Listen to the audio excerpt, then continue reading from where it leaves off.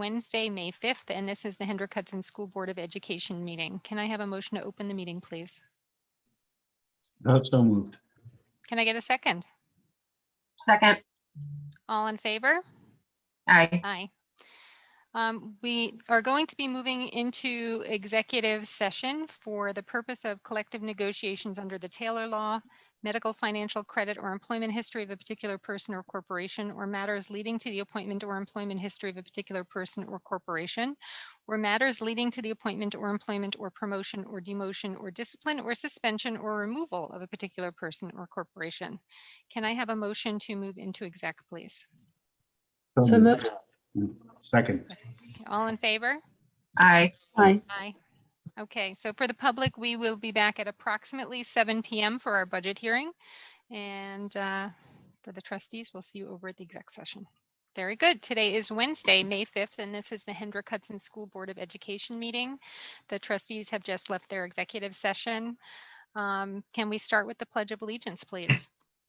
Please stand and recite the pledge. I pledge allegiance to the flag of the United States of America and to the republic for which it stands, one nation, under God, indivisible, with liberty and justice for all. Please be seated. Thank you very much. All right, so we're starting off with our public hearing on the budget.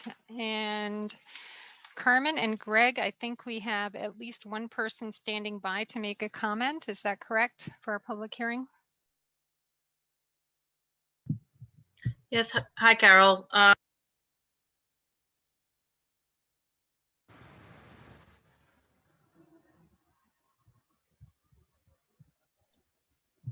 I'm sorry, Carmen, I couldn't hear that last thing. Can I admit the member in? Yes, Courtney Williams, Greg, please.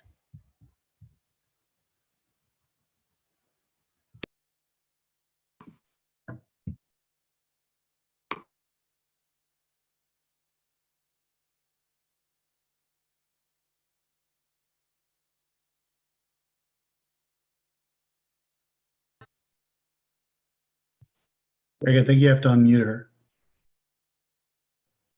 Hi, can you hear me? Hi. Yes, I can hear you, but I can't see you. Oh, that's because I didn't start my video.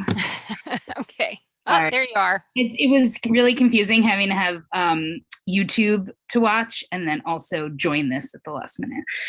So my name is Courtney Williams. I have 2 kids at BV, and I did submit a couple questions via email. One was I didn't get the usual mailer that I think I get that lays out all of the info and the percentage of increases.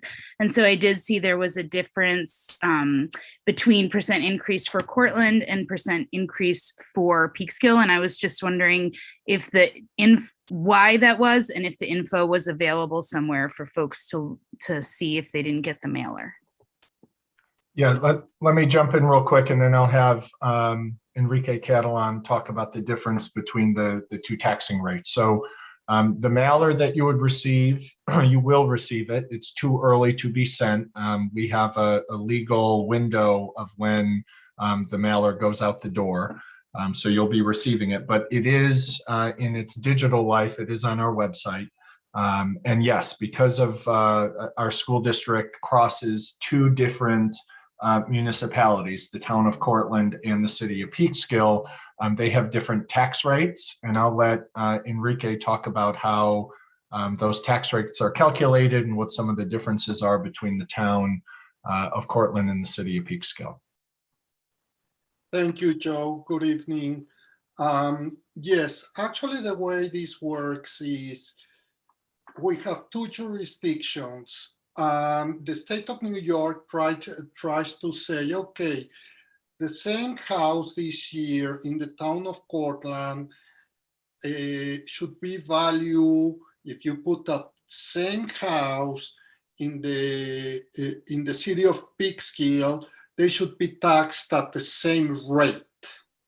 So they do what it's called the equalization rate. And the equalization rate just moves up and down against or in pro of one jurisdiction against the other one. So in this particular year, it seems that City of Peekskill assessed valuations, the way they are looking at, they became wealthier compared to Town of Cortland. So out of a total of 4.5% tax levy, Town of Cortland represents approximately 93% of our total tax levy. So 93% of our money that we receive come from Town of Cortland and 7% from Peekskill. So in this particular year, it seems that City of Peekskill, that house, their assessed values become much more expensive than the ones in Town of Cortland. So the equalization rate increased in Peekskill a lot more than what it increased in Town of Cortland. And that's why you have a 14% increase in Peekskill and less than 4.5% increase in Town of Cortland. Because at the end of the day, the total increase has to be 4.5%, and it depends how it happens. But so you know, Courtney, in the last 8 years, if you look at our first presentations, you can see how City of Peekskill, their tax rates were, they are not negative, but their tax rates were below 0% compared to Town of Cortland, that their tax rate increased a lot more. So sooner or later, the state looks at these disparities, and they don't say, we'll do it in 3 years, they do it in a year. And that's what happened this year to the citizens of Peekskill from our school district, or the households. Okay, thank you. My other question was concerning, I know I've reached out to the superintendent and on this and asked about it at some of the in-person events we had prior to COVID. And I believe Mrs. Anderson had sent this around to the board member.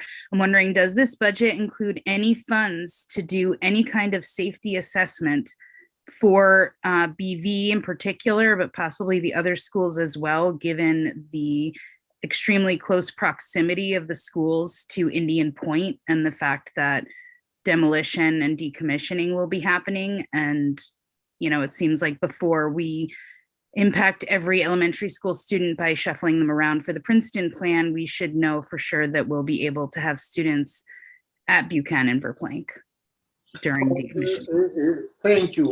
And this is a great question that we ask the federal government, the state government, and we've been on top of it since they announced the closure. Entergy, their business is to produce electricity. The new company that just bought Indian Point, their job is to decommission nuclear plants. That's what they do. There's, and Joe can give the exact amount, but about $2.5 billion that Holtec gets from the federal government to decommission and clean up clean up Indian Point. So in that $2.5 billion, they have to have the security, absolutely everything. And the national, Joe, what's the name of the NRC, the NRC Regulatory Commission? They are responsible for supervising that everything is working well, and that they should decommission the plant the way the regulators want them to decommission. So in that sense, number one, no, to answer you, no, we don't have any money because that's coming from them. But number two, they are not going to start the decommissioning until the following year. So if we see that there's going to be an issue or something during our next budget, then definitely we'll have to address it in our own budget. Yeah, I think that would be a little late, right? You want to know ahead of time that it's safe to have students at the elementary school. Oh, in that sense, I'm wondering, did you set aside monies in this budget to do any kind of safety assessment? I know the state reached an agreement and the school district was part of that agreement. And it didn't say anything about providing any kind of safety assurances or any additional monitoring or anything to the school district. So I'm wondering, are we paying for that out of our own budget? Or are we pretending that it's not a concern and just gonna ignore that? well, first of all, no, we're not ignoring that for sure. But again, it's the federal government and all that money that goes there that it's assuring us. Yeah, but they spend it how they want. I'm asking what we're doing with our tax dollars. Are we going to do any kind of safety assessment to determine for ourselves, not relying on a company that's out to make money, that it's safe to have students at Buchanan Verplank when they're demolishing the plant? At the recent ENDCAP meeting where the school was not represented, there was nobody there from the district or the board. The Holtec representative was there and had no idea that Buchanan Verplank was within 4,000 feet of the nuclear plant.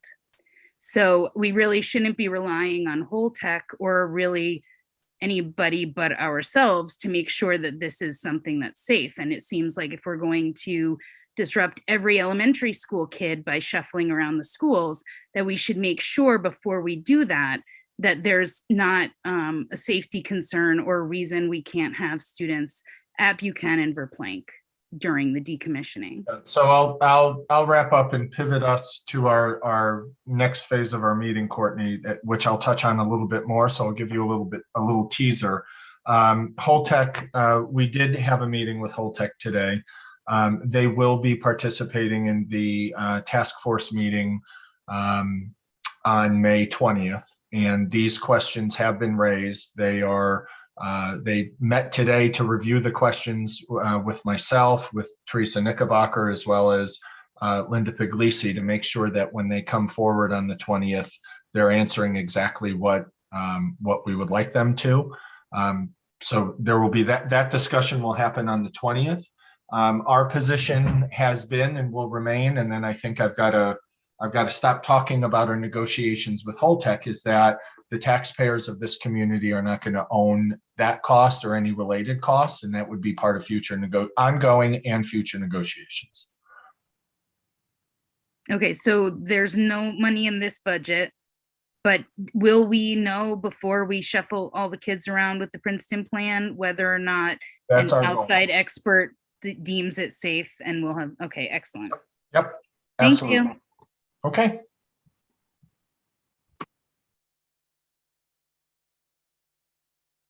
Thank you. Carmen, did we have anybody else? There was nobody else, Carol. All right, thank you very much. Thank you, Courtney, for joining us this evening. All right, so can I get a motion to approve the agenda as stated? So moved. Can I get a second, please? Second. All in favor? Aye. Aye. Any opposed? Okay. I know that there are items that are going to be pulled from the consent agenda. I know both Lisa and Allie had asked for things to be pulled. Lisa, since you are to my right on my computer screen, I'm going to ask you first. What would you like pulled? I'd like to have section 4.3 fiscal pulled to discuss the contracts with Randstad, Laughlin, and the resolution with Tyler Technologies, please. Okay, so contract, and resolution. All right, and Allie, what would you like pulled? The Indian Point resolution. Which is the resolution memorandum of understanding and joint proposal, that one? Pertaining to Indian Point Energy Center? Fiscal Yes, that one. 4.3? Yep. Yes. Okay. Yes. And was that it? Yes. Okay. All right, so we have those 4 items pulled. Carmen, you got that? And can I have a motion to approve the rest of the, oh, wait, let me ask, does anybody else have anything else to pull that I didn't hear about earlier? All right, can I get a motion to approve the rest of the consent agenda as stated? So moved. Can I get a second? Second. All in favor? Aye. All right, so Joe, do you have a preference of where we start? Well, let's keep the theme of Indian Point alive. So Ally, Okay. your question around Holtec? Well, you already answered one of them. That was about safety issues. I was wondering if you could explain to the community what this means for us now and what the next steps are moving forward with Holtec and a new pilot. Sure.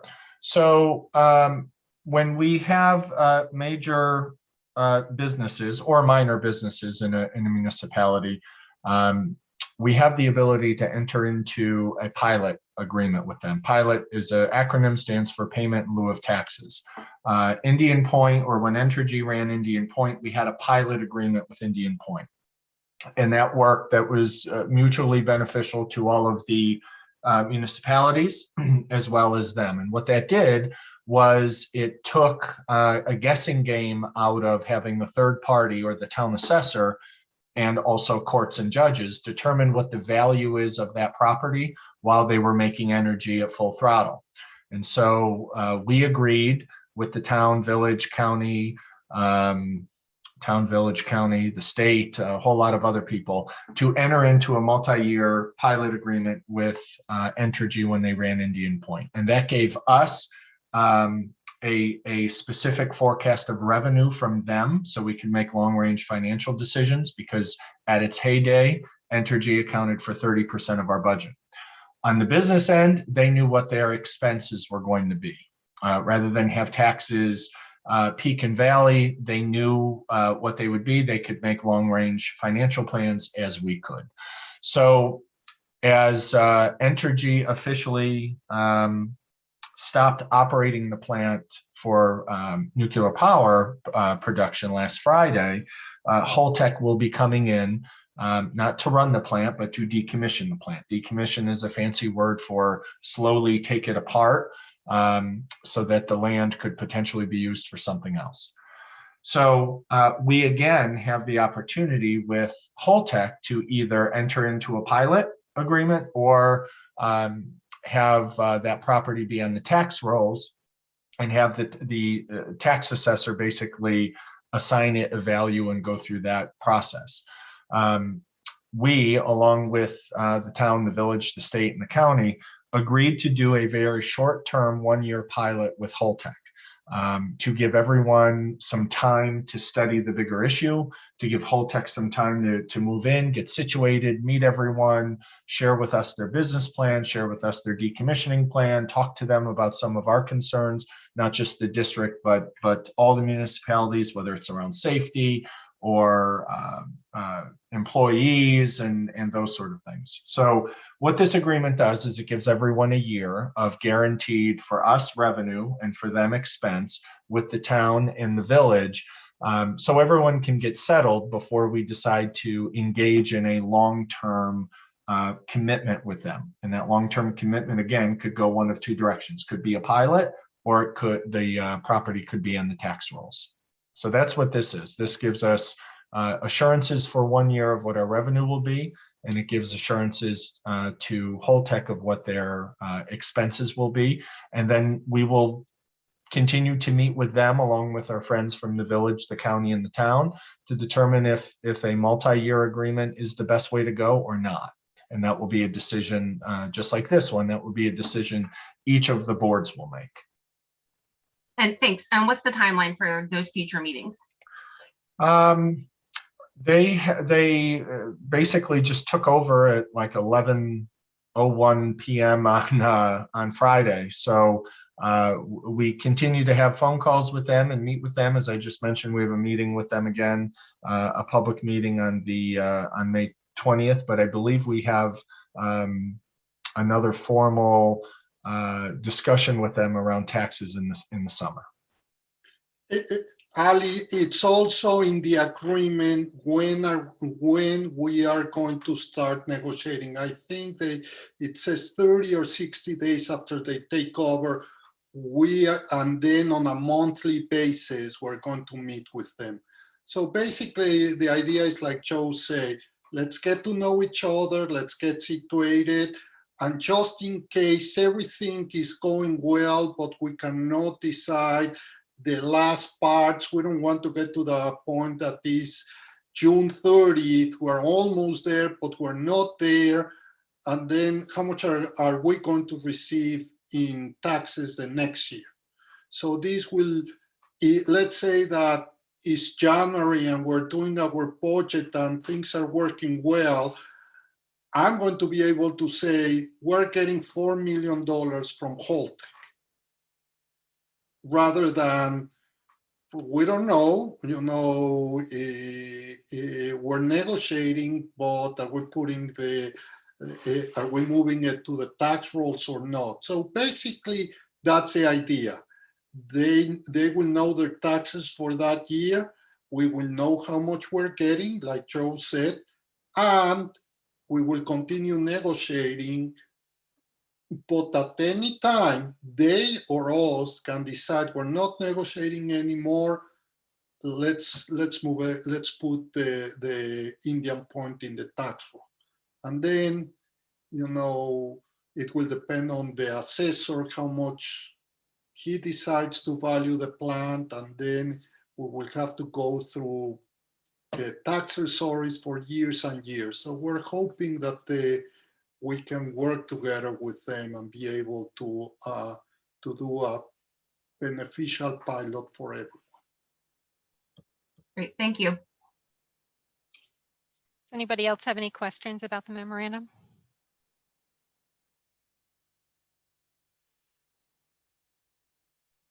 All right, so can I get a motion to approve the memorandum of understanding and joint proposal pertaining to the Indian Point Energy Center, please? Moved. Can I get a second? Second. All right, all in favor?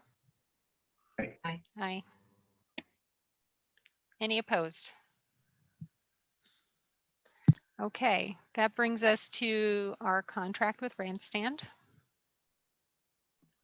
Yeah, so I'll have Enrique chime in. There are two contracts, Randstad and Laughlin, that are supporting us in terms of last-minute personnel vacancies, allowing us to fill vacancies quicker while we work through different bureaucracies, I should say, whether it's through the state or whether it's through civil service.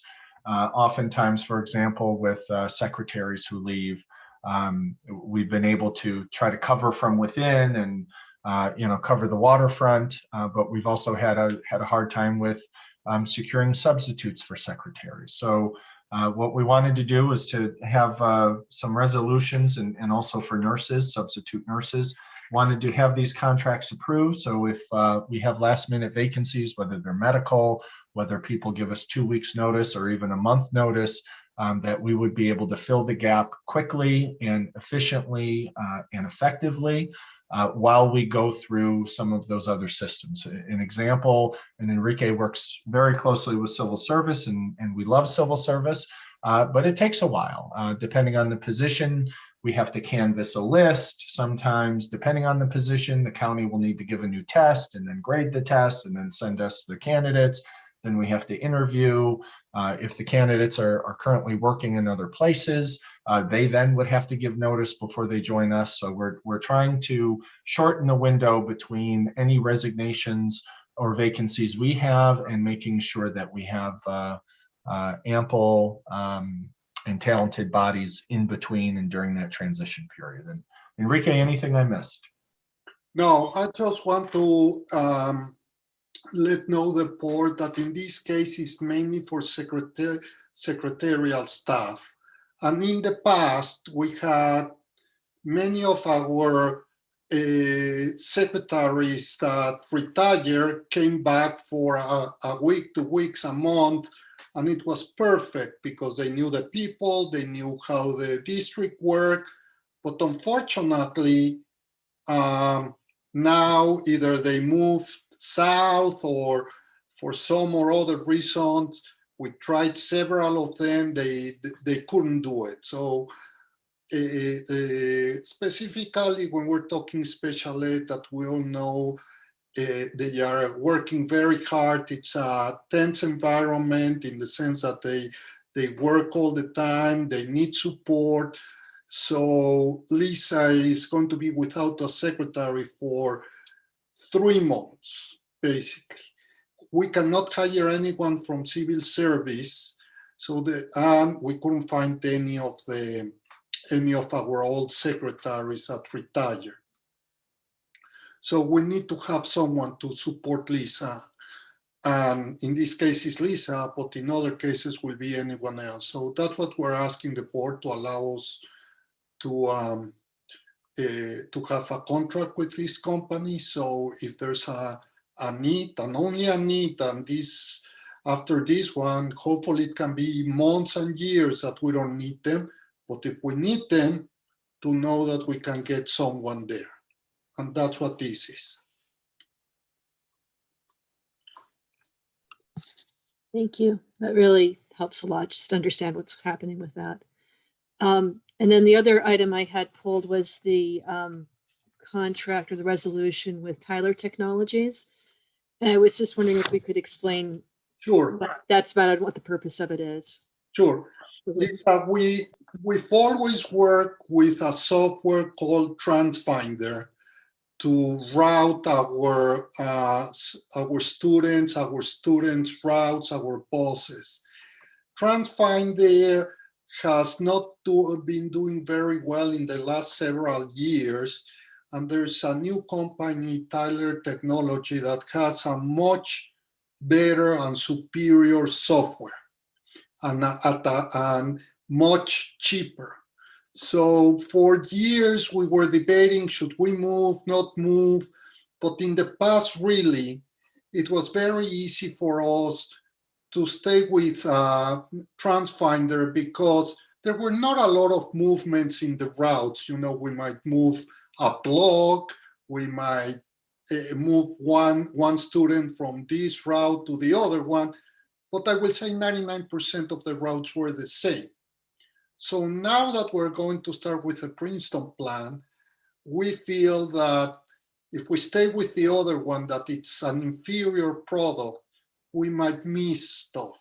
So we want to start right away with a superior product that it's cheaper. Besides the $10,000 of installation or the first fee, the yearly fees are cheaper. So over time, it's going to be cheaper to go with Tyler than with TransFinder.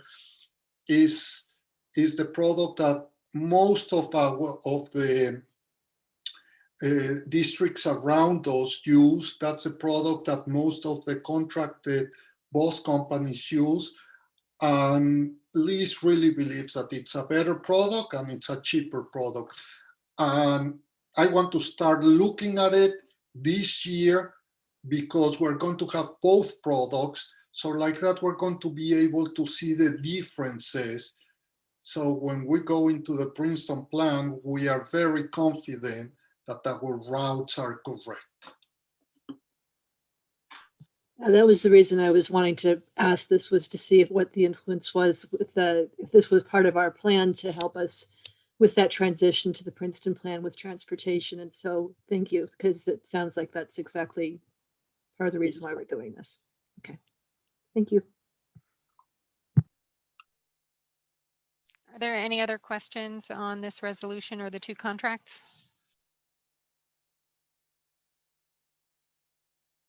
All right, can I get a motion to approve the contract for Randstad, please?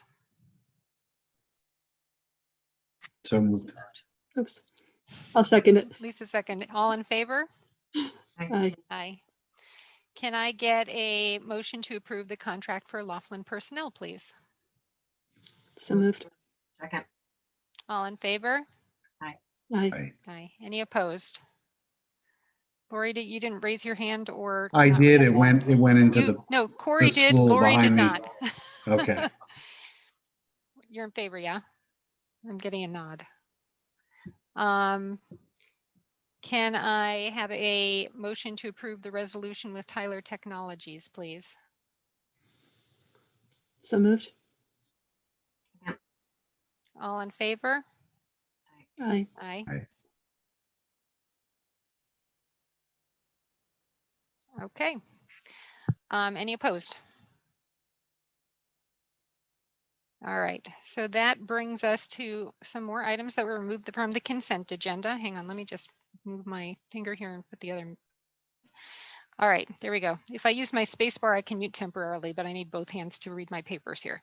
So we have 4 very, very generous donations tonight. The first one is from Allison Bernstein, who has donated a bass instrument for the orchestra program at the Hendrick Hudson High School, which is wonderful. I know for a fact that we can use a bass at the high school. The second donation is also from Mr. and Mrs. Eric Bernstein to approve a donation totaling $1,500 for the Hendrick Hudson Track and Field Program. Thank you very much to the Bernstein family. I assume Allison Bernstein and Mr. and Mrs. Eric Bernstein are all in the same family, although perhaps they are not. If they're not, I apologize. If they are, thank you so much. Those were such generous donations. There is also a donation of $50 for the Barbara Katzenstein Scholarship Fund. We see this frequently. Very generous to continue the donations here. The Office of Special Education has received donations in the amount of $50 to be utilized to pay for partial summer camp funding for students with significant handicapping conditions. And finally, we have a donation totaling $1,000 from Richard and Lydia Simonetti, who have made a donation of $1,000, which is made possible through the New York Life Foundation for the Hendrick Hudson School District. Again, the Simonettis have been repeat donators. So thank you so, so much. All of those donations are very greatly appreciated. Can I have a motion to approve the donations as stated? So moved. Can I get a second? All in favor? Aye. Any opposed? All right, excellent. That brings us to our audience comments section. Just to remind you, each speaker has to sign up with Carmen ahead of time. When called, each speaker should state their name and their affiliation if applicable. Letters, petitions, and other written material should be emailed to the district clerk ahead of time. Each speaker is permitted 3 minutes for their comments and must be recognized by the board president. All comments must be directed to the board. The board will listen to comments but will not necessarily debate or discuss items. Operational matters will be directed to school administrators for handling. The board is not permitted to address personnel or individual student matters in open session. The board may limit repetitive comments in order to give time to others wishing to speak, as well as to maintain meeting efficiency. The board expects comments to be made without interference from the audience and in a civil manner. All right, thank you very much. Carmen, who's our first speaker? Yes, hi. Our first speaker is Nancy Henning. I see her just signing in. We'll wait till she gets her camera and her audio up. Hi, can you hear me? Hi, Nancy, we can hear you. All right, I did it. All right. Thank you. My name is Nancy Henning. Thank you for taking the time or letting me speak this evening. In light of the recent Princeton Plan decision, my children now, along with every elementary age student in our school district, is scheduled to be attending elementary school in extremely close proximity to a nuclear power plant while it is being decommissioned alongside an active gas pipeline. Along with, although I do not think any children should be put in this situation, I have not chosen this for my children, and this decision has been forced upon us.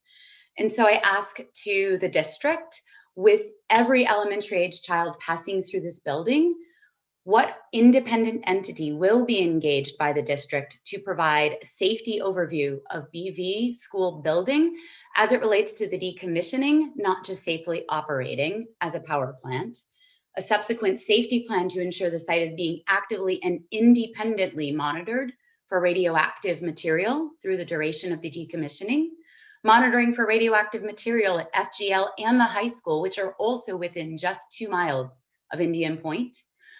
What additional safety precautions will be put in place related to the pipeline to ensure the children and staff are protected in the event of a pipeline incident? The risk of this is increased with construction activity and blasting required to deconstruct 60 years worth of concrete buildings thick enough to withstand and contain radioactive material. What is the contingency plan for the district in the event of BV and potentially even FGL in the high school becoming unsafe over the next 1 to 8 years? As a parent and a community member, it is not sufficient for Holtec, the NRC, and DOE to be solely responsible for this oversight and monitoring. Holtec is known to have been wrapped up in numerous corruption scandals. The NRC and DOE have failed a school in Ohio with these same commitments while a local uranium enrichment plant is being decommissioned. Why would we as a district take that same gamble with our children? Do we really want to be a headline news story of a school tragedy? Our school district student registration packet, which I just filled out for my 4-year-old daughter going to kindergarten, includes a waiver for parents to sign consenting to allow our most precious children to receive iodine tablets in case of an incident involving Indian Point. This is our district's standard procedure, given the inherent risks of being in such close proximity to a nuclear power plant, that has been operating safely for 60 years.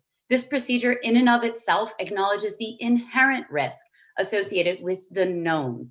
It would be extraordinarily naive for the district to not acknowledge the inherent risk and increased risk of the unknown of decommissioning and make appropriate accommodations for it. I would add, I do not trust Holtec based on what I've read about them. I don't trust them to have our best interest. The whole notion of their contract is around getting to profit from cutting corners. And of course, we have to hope that people do the best, but it is a risk to our district. And frankly, I think that we need to keep our board and the integrity of our board separate from Holtec. I think many know what I refer to. We shouldn't have board members who are part. Nancy, I'm sorry, you've had 3 minutes now. Okay. Thank you. Thank you for your time. I'd like to let her finish, please. I don't know if anyone else has to weigh in on that or, I was just going to say, I don't think we should have a board member who is employed by Holtec, in my opinion, because there is the opportunity for leverage to be placed upon one of our trustees who should be independent. Thank you, Nancy. Thank you for your comments this evening, and thank you for focusing on this issue. It is very important to our community and to the board as well, and there'll be more information coming out as Thank you for your we learn time. more. We speak from our hearts as parents, so thank you.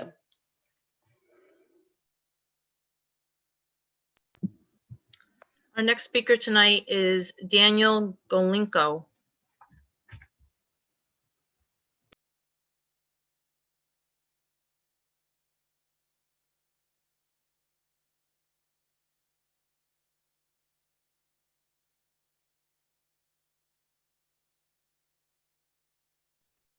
Sorry, unmuted now. That's quite all right. We're up, and there you are. We can It's see on you video. and hear you. Good Thank you. evening, Daniel. Good evening, Whenever everyone. you're ready. Thank you, everyone. I appreciate your giving me the forum tonight, and I've sort of been following along in the live stream, so appreciate that.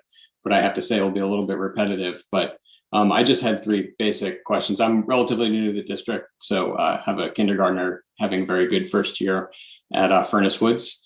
So, and as we consider the risks of the decommissioning, just had a few things that I wanted to lay out. So first, I think generally, I'm interested to hear what budgetary items are going to be brought up to ensure safety or monitoring, considering the dust and contamination. Even if it wasn't a nuclear power plant, recognize that industrial decommissioning is going to give rise to a lot of air quality issues that obviously kids on the playground is a major concern. So wanted to bring that to the board's attention. And then secondly, obviously the EPA, other states have very good reason for not citing schools near natural gas pipelines. This happens to be a very big one with Algonquin. And obviously there's ordinary business risk associated with operating that pipeline, but I think there's probably some extraordinary risks that are going to be brought to bear, given that there's going to be a very active decommissioning process. So again, just want to hear what the school district is doing or budgeting in terms of ensuring the safety of Buchanan Verplank and the other schools in light of the decommissioning. And then just generally, I guess as a parent, want to make sure and hear about the steps that are being taken by the board to ensure safety going forward. It seems, and as a relatively new observer and a new parent in the district, it seems like most of the concerns from the board have been about the budgetary issues created by the wind down of operations at Indian Point. So hoping to see the I guess attention and public communication and dialogue toggle more towards the safety elements as we consider sending our kids into the proximity of it. So that's all I had for the group tonight. Thank you. Thank you very much, Daniel. As you know, we are starting to pivot in that direction now that Holtec is taking over, and there should be more information coming out in the next few months. Great. Thank you. You're welcome. Good night. Our next speaker tonight is Christina Duffy.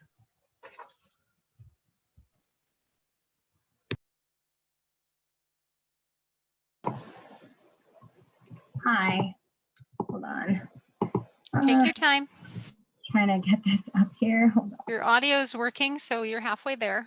All right. There we go. All right. Whoa, sorry about the reading. I never get that quite right, but It looks lovely. We can see you and we can hear you, so you're good. thanks. Hopefully I can read the words in my letter. Just full disclosure, I think a lot of the questions that have been asked are also in my letter, but I'm just going to read it in its entirety and just to put that on the record and instead of going back and forth. But all right, so I don't waste my 3 minutes. But thank you, Mr. Superintendent and members of the board for giving me the opportunity to speak, as well as Carmen for going back and forth with me today. So I'm just going to read my letter. As a parent of 3 young children and a tax-paying member of the Hendrick-Hudson School District, I'm curious as to how the district has allocated resources to conduct an in-depth, multidimensional analysis from various concentrations and areas of expertise from the scientific and medical fields on the potential harms and long-term risk to students, faculty, and staff who were forced to attend Buchanan Verplank Elementary School with its perilously close proximity to the decommissioning plant, as well as the Algonquin gas pipeline. Who will do the analysis for the district and when will the analysis be conducted?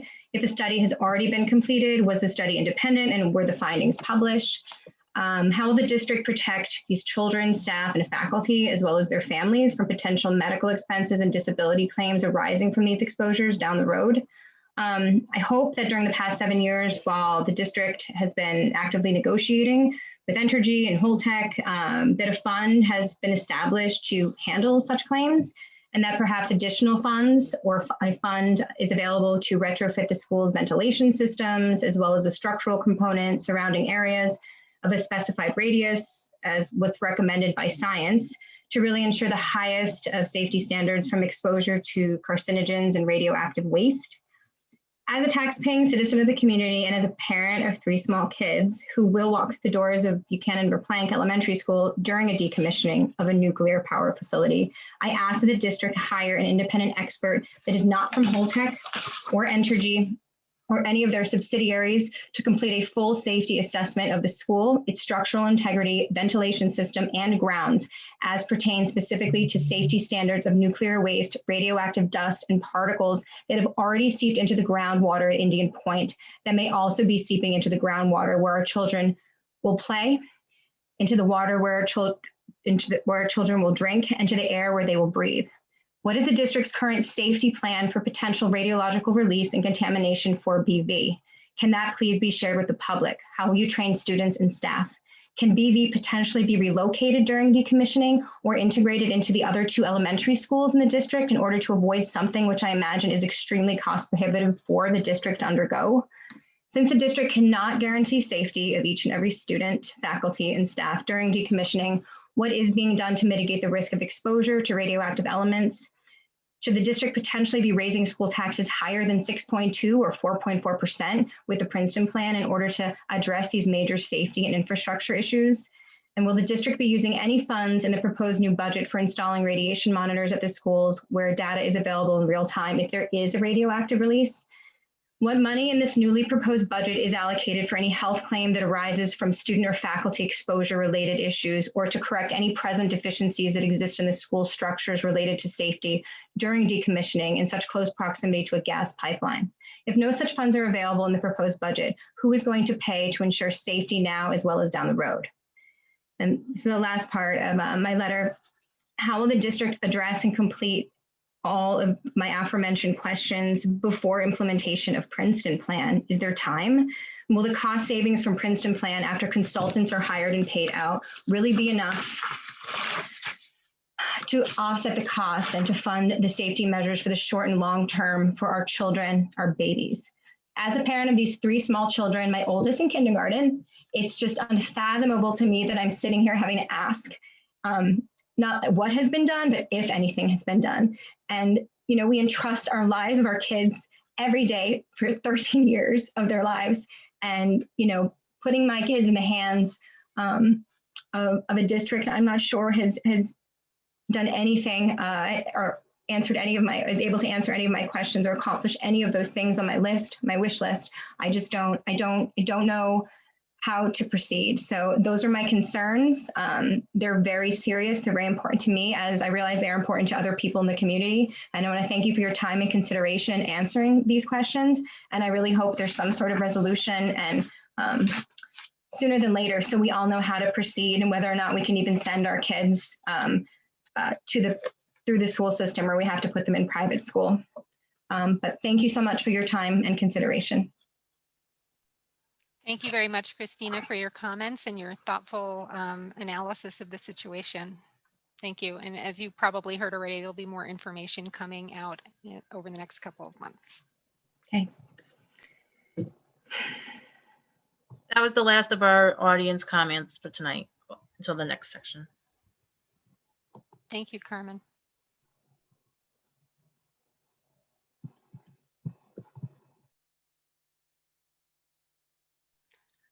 So our next section is our superintendent's report. Before we start our superintendent's report, I would just like to say that this is Teacher Appreciation Week, and I would like to throw the board's hat in there to just mention that we so appreciate our teachers, the work that they do every day, and especially this year during this really unprecedented has been used so much, but it really has been an unprecedented year. They've really gone above and beyond, and we greatly appreciate you. Thank you. Thank you so much for all of the work that you do.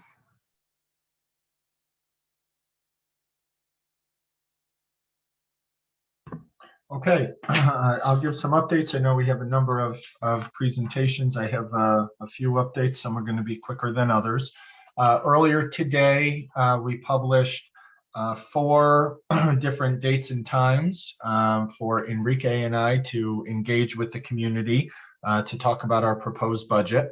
So if you're interested in learning a little bit more beyond what we've already shared over the last number of months, or if you have some specific questions, please join us. We posted these meeting times and dates on our website, but this Friday, May 7th at 11 a.m., next Tuesday, May 11th at 6 p.m., next Thursday, May 13th at 6 p.m., and Monday, the 17th, the day before the vote at 11 a.m. So we have published how to access these forums online. So just join us. We'll give a brief update at each meeting of our budget status, big picture items, and then turn it over to folks to join us on Google Meet to have a dialogue with us. So we hope folks can attend. Also, what we have been doing over the last number of meetings, really since, Will we be sending those dates and times out via email as well to our constant contact? Yes. Thank you. Yep.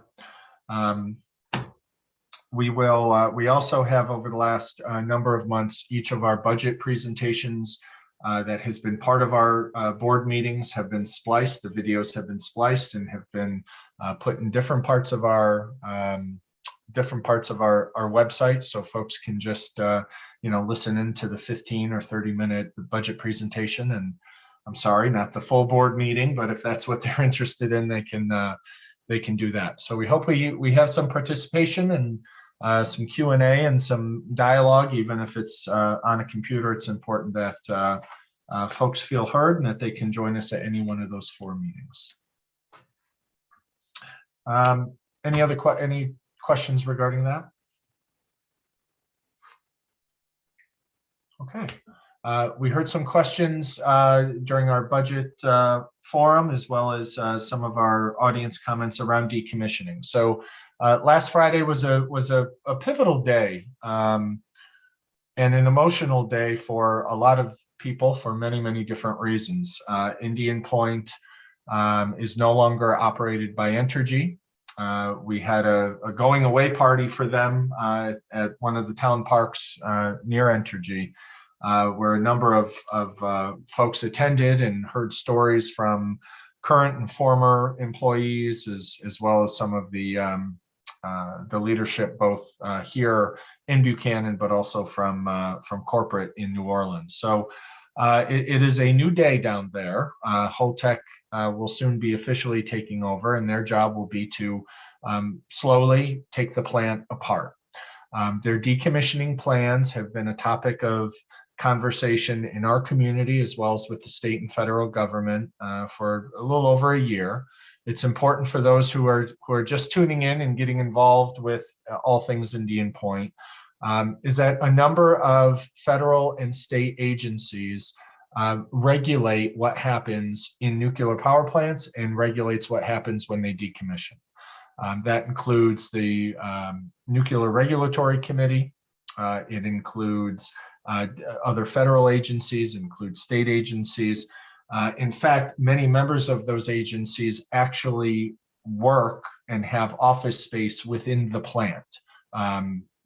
They have employees of these federal and state agencies that work at the plant and are always really evaluating and auditing the operation. So it's important to understand that every plan that Holtec has had, both to buy the plant and for approval with decommissioning, have been public conversations. There have been hearings, and those plans have been approved or are waiting to be approved by those state and federal agencies. That this is not this all of a sudden didn't happen overnight. If you want to catch up, I would encourage people to go to the Town of Cortland's website, as well as the Village of Buchanan, and watch some of the more recent meetings where Holtec has presented, where Entergy has presented, where the NRC has presented, where the environmental agencies have presented, so that everyone can understand what the plans are, what the contingency plans are, where the resources are, and who really is going to take the lead in supervising the decommissioning. We heard comments about Holtec, and I'm not here to opine on Holtec, whether they're good or bad. What I do know is that there are a litany of agencies that will be supervising the process, and those agencies work for the community. They are publicly funded agencies from the feds and the state. They work on our behalf, and I think it's important to underscore that.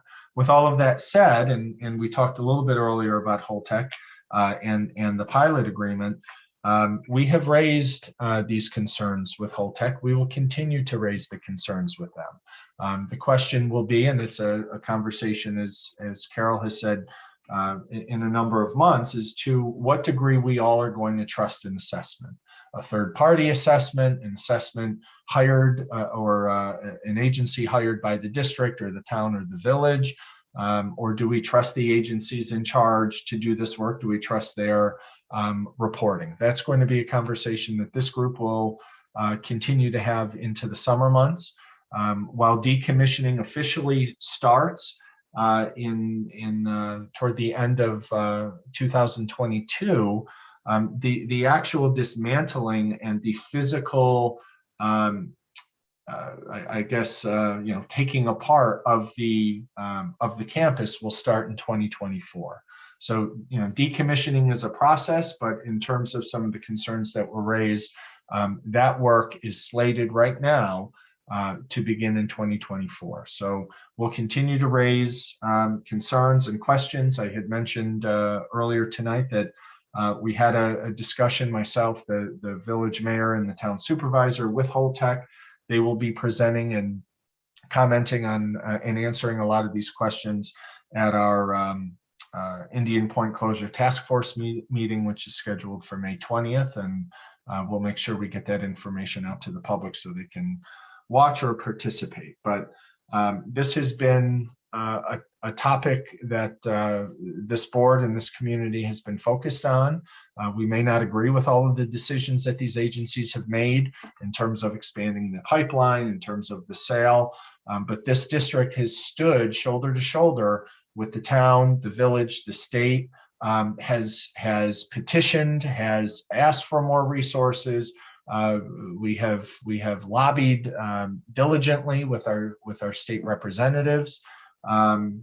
And despite those efforts, they have been given the green light to proceed, and our job is to make sure that they proceed safely. So I want to make sure that that is absolutely crystal clear. I think it's great that we have renewed interest in all things Indian Point and decommissioning, but safety has always been primary function and interest of this board and this district representing 2,300 students. So I wanted to use this as an opportunity to reiterate that.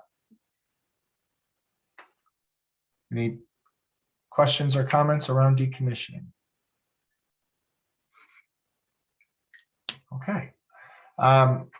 Last week, we were notified by U.S. News and World Report of our high school ranking. And what U.S. News and World Report does not do is they do not archive for the public previous rankings. So if you did a history search like I did or many other people did to find last year's press release or the press release from 2018, or you really went deep into the doldrums of their website, they don't readily have that information available. And trust me, I did that. So there were some questions, there were some comments, I'd even say on social media suggestions that the district was not truthful. And I take those comments seriously, and I'll take them a step further that I take them personally. We don't give out misinformation. We don't mislead. We tell the truth and we credit our sources. The reality is that our high school ranking is number 132 in New York State. And has moved up from 1,990 nationally to 1,333 nationally. That is what U.S. News and World Report reported to us. That's what they continued to report to us as we discussed and saw additional information from them over the weekend. So what we produced was accurate. What we produced was given to us by U.S. News and World Report. The issue is there are many different rankings. There's a niche ranking, there's a Westchester ranking, there's a state education department ranking, there's U.S. News and World Report ranking. When we get this information, we report it.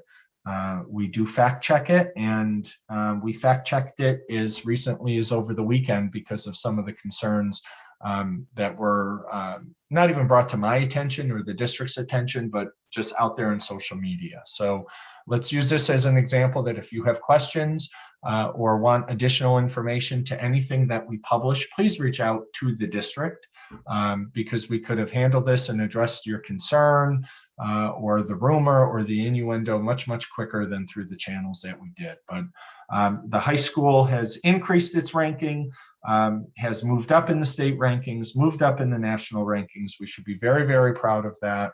That's the result of hard work and commitment throughout this organization. U.S. News and World Report uses Regents exams as well as AP exam performance for their ranking, and rankings change each year. In fact, a couple of years ago, U.S. News and World Report changed their calculation, which actually led to a dip for our high school.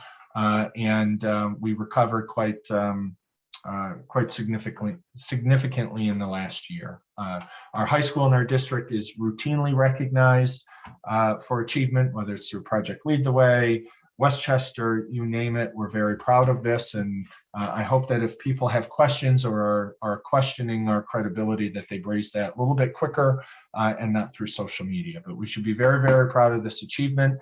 And it's great to celebrate it during Teacher Appreciation Week, because this is a celebration of our entire organization, not just a couple test scores at the high school. Any questions? I just want to make a comment. You said ask the district. I just wanted to remind the public that there is a just ask button on the web page where you can ask any question you want. It will be directed to the correct administrator to answer your question. So please use that button. I don't know that it's being used very often, but that may answer a lot of things that are misinformation around the district. One more update that I'll give, and then I'll have Margaret wrap us up with a pre-K update. So a couple weeks ago, I shared some of our planning and some of our self-imposed deadlines with making some Princeton plan decisions. We are finalizing what our staffing pattern will look like for September of 22. I shared that in a brief presentation a couple weeks ago. Our team is going to be meeting on Monday with the elementary principals to go over this one more time to be absolutely certain that our projected class sizes as well as our staffing is accurate. And then later on in May, we'll be sharing with the public our thoughts around which schools would have which grade levels. And we have been routinely meeting with the 3 elementary principals, both as a group and individually, in terms of where they see themselves being the best fit.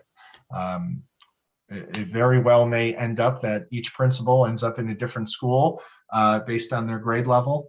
There have been comments as to whether or not the principals would be moving with the teachers. That is our plan, and that our conversations with the elementary principals individually and as a group have really been around their strengths and around their interests, and we want to make sure that we try to match those up as best we can. The next major initiative that's being ironed out is how the PTAs will be organized. They have had a number of meetings. The current officers of the PTA have had a number of meetings with some state representatives and local reps in terms of the process to reorganize.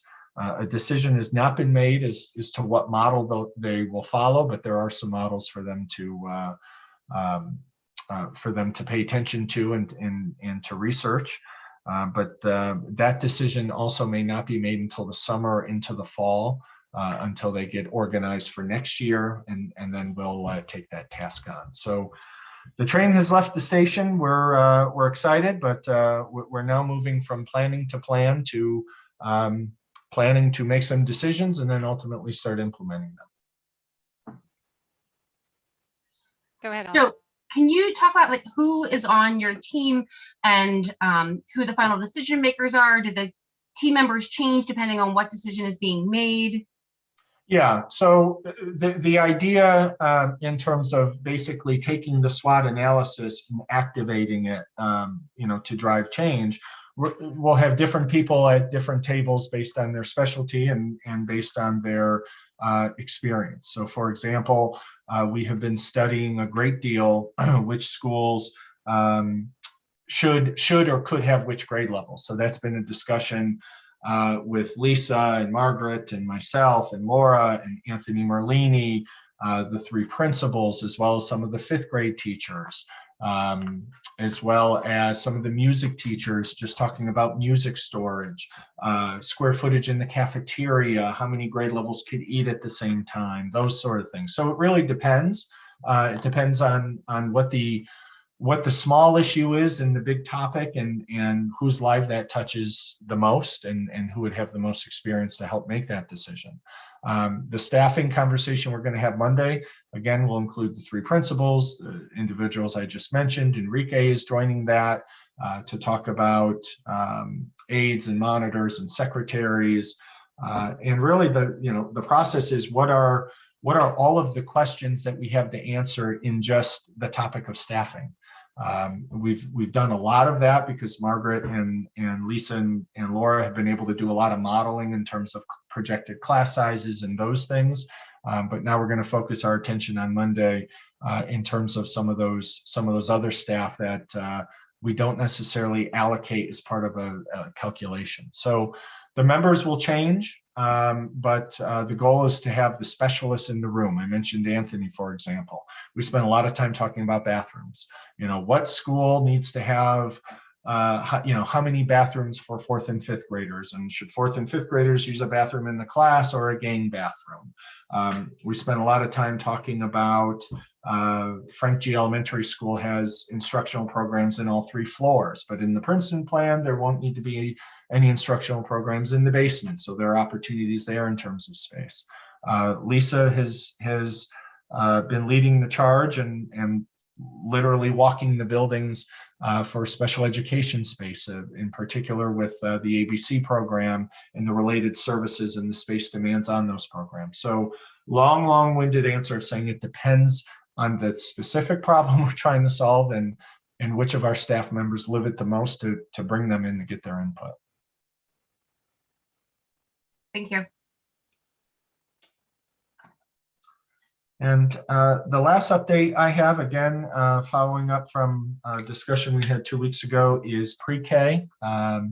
We were very, very excited about the prospect. Well, not about the prospect. We were excited that for the first time, Hendrick Hudson School District received pre-K funds.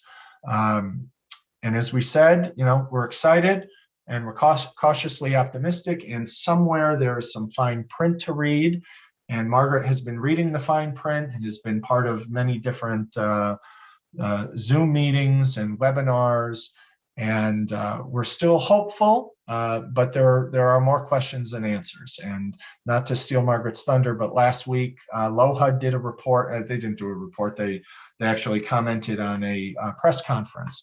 I wasn't part of it, but many Westchester superintendents, as well as some lawmakers, got together basically to say it's great that we have pre-K funds, but we don't have enough to run a program effectively, and that the calculation is a statewide calculation for school districts that have much different cost of living or salaries than we do. So we have raised those issues with the lawmakers. I know I spent some time with Sandy Galiff on Friday and raised this with her.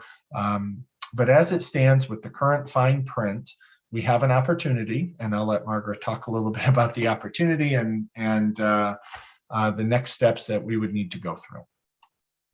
Nice. Okay, so we have spent a considerable amount of time exploring funding streams, making sure that our understanding of the mixed use of funds is a legitimate one and who those funds might target.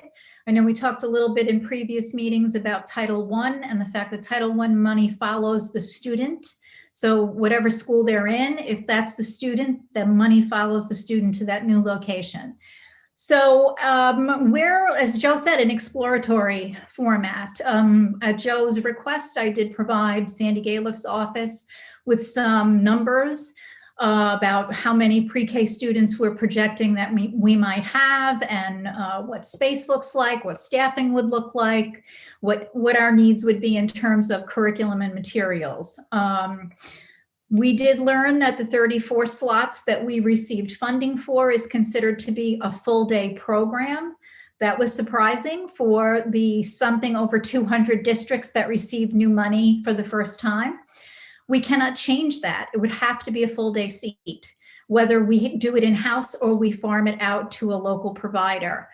Right now, we're at, again, still looking and double checking, but I think we're at a point where Joe would like us to explore potential collaborators in the region. That is a requirement of the UPK money anyway. There has to be a 10% set aside to local pre-Ks, where we would put seats that would be funded by this money for parents who chose to, for argument's sake, put their child in Montrose pre-K. We can only take it on completely if we can prove that there is a reason why local preschools cannot collaborate with us.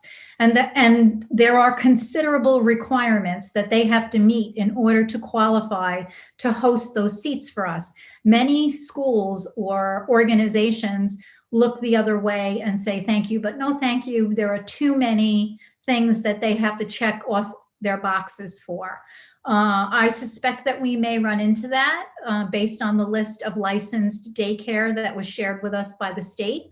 But, at Joe's request, I will go forward and explore that for us so that we have a fuller understanding of who in our area might be a collaborator for us or not. And that will give us some information as well. So it is something that we continue to aspire to.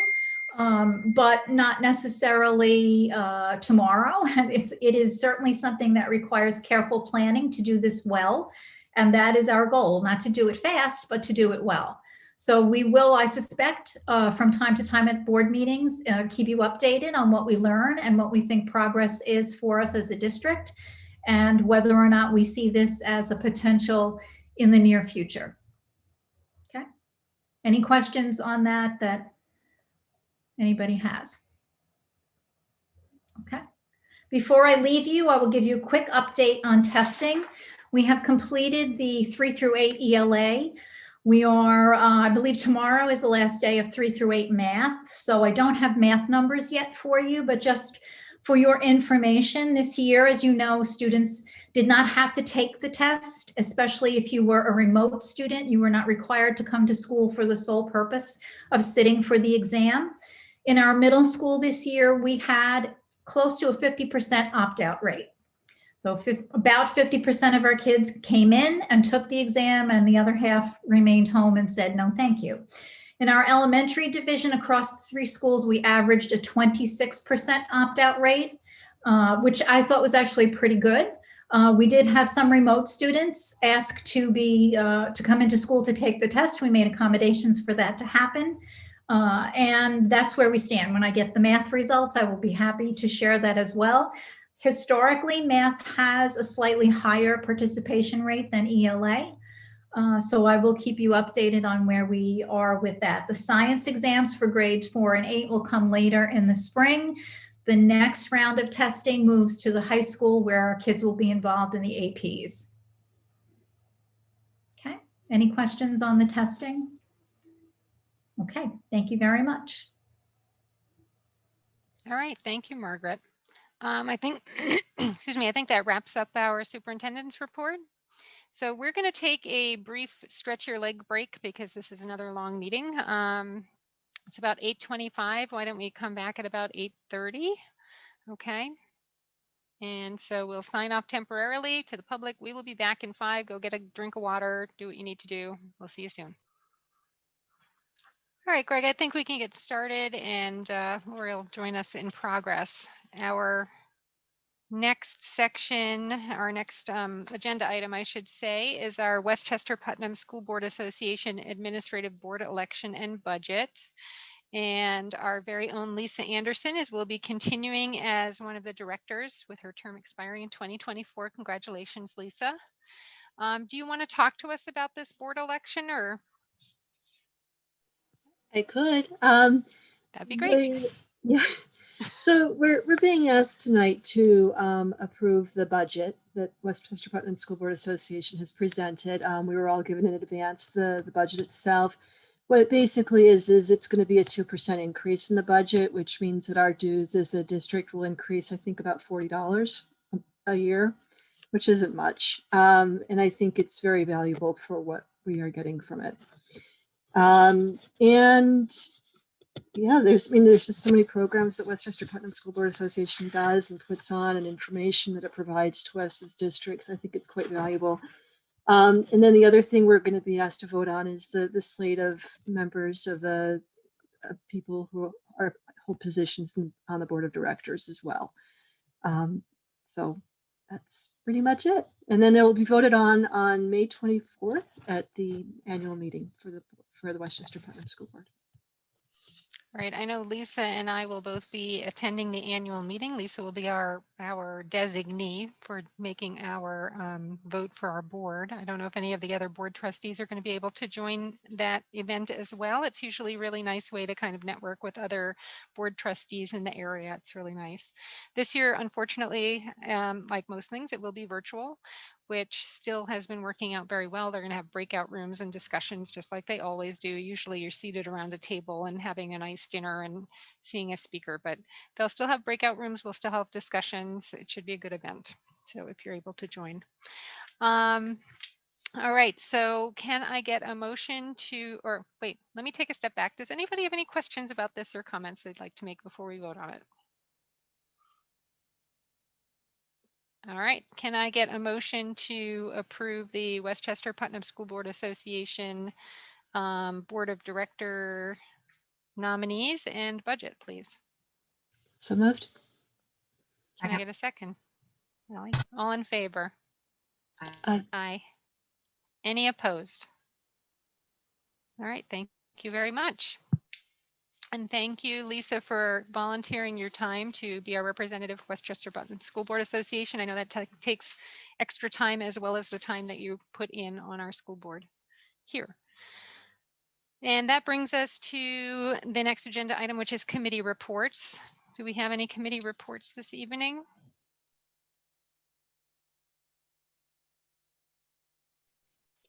I see Anthony on here. He's gonna, at least we don't have to speak about, right? He's gonna do it all?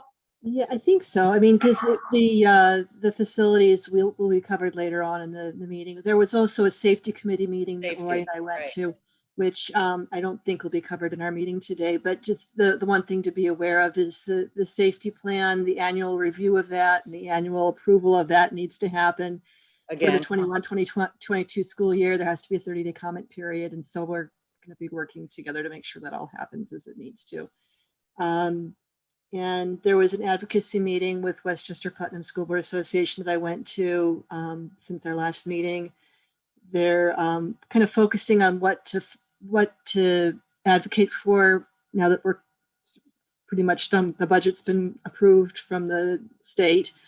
And it's looking like we're trying to focus on the getting rid of that state and local tax deduction that the federal government imposed on us, and trying to advocate to remove that so that we don't have to have a cap on our taxes any longer like that we can deduct.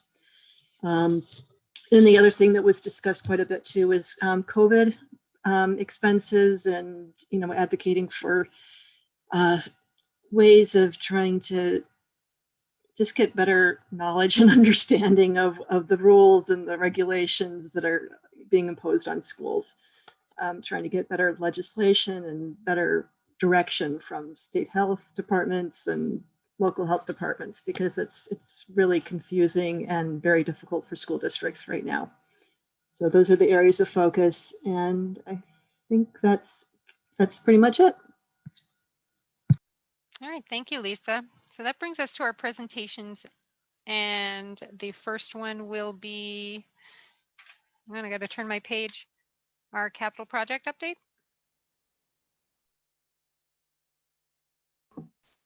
So Enrique is with us and Anthony Merlini. We are here to celebrate and share with the public the virtual unveiling of many of the new spaces that in 2018 the public overwhelmingly approved in terms of an $18.5 million capital project.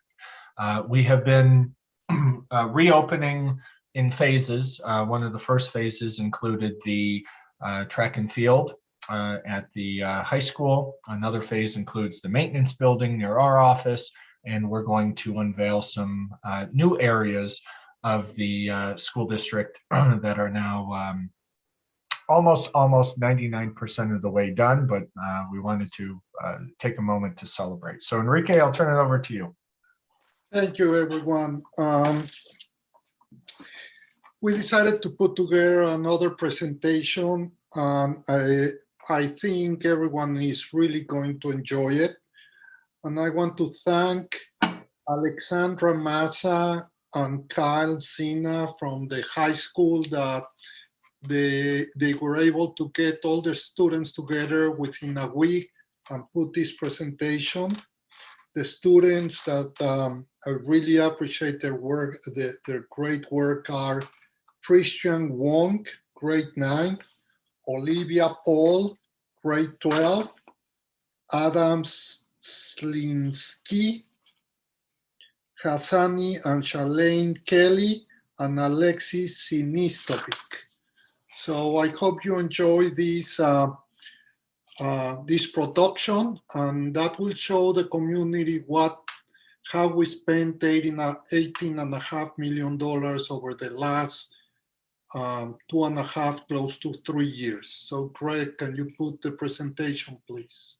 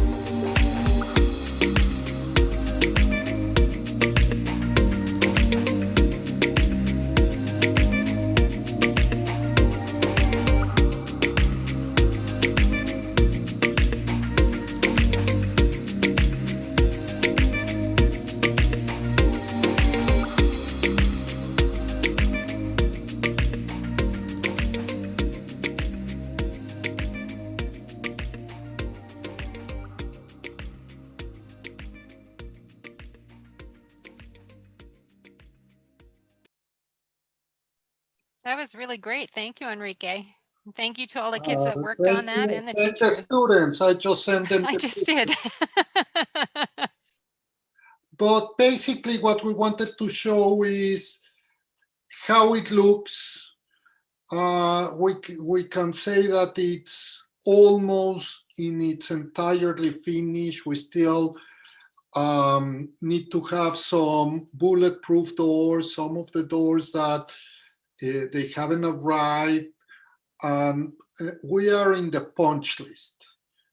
And at the end, we're spending every single cent, but not a cent more. So we're coming not under budget as we used to, but we're coming on budget. And it's just the last, I'll say, 2-3% of the project that we need to finish. Because we came a little bit under budget, we were able to add to the high school auditorium sound and light. And you're going to hopefully approve a change order in the next board meeting. And that will be the last part of our capital project. Excellent. Corey, you had your hand up. Did you have a question? No, it was actually the applause, not the raise hand, but Oh, I'm sorry. no, that's okay. But I'm really impressed with everything. And Enrique, to your comment about the sound and light, I mean, that should have been part of it from day one. So I don't see that as an additional cost. You can't redo an auditorium without sound and light.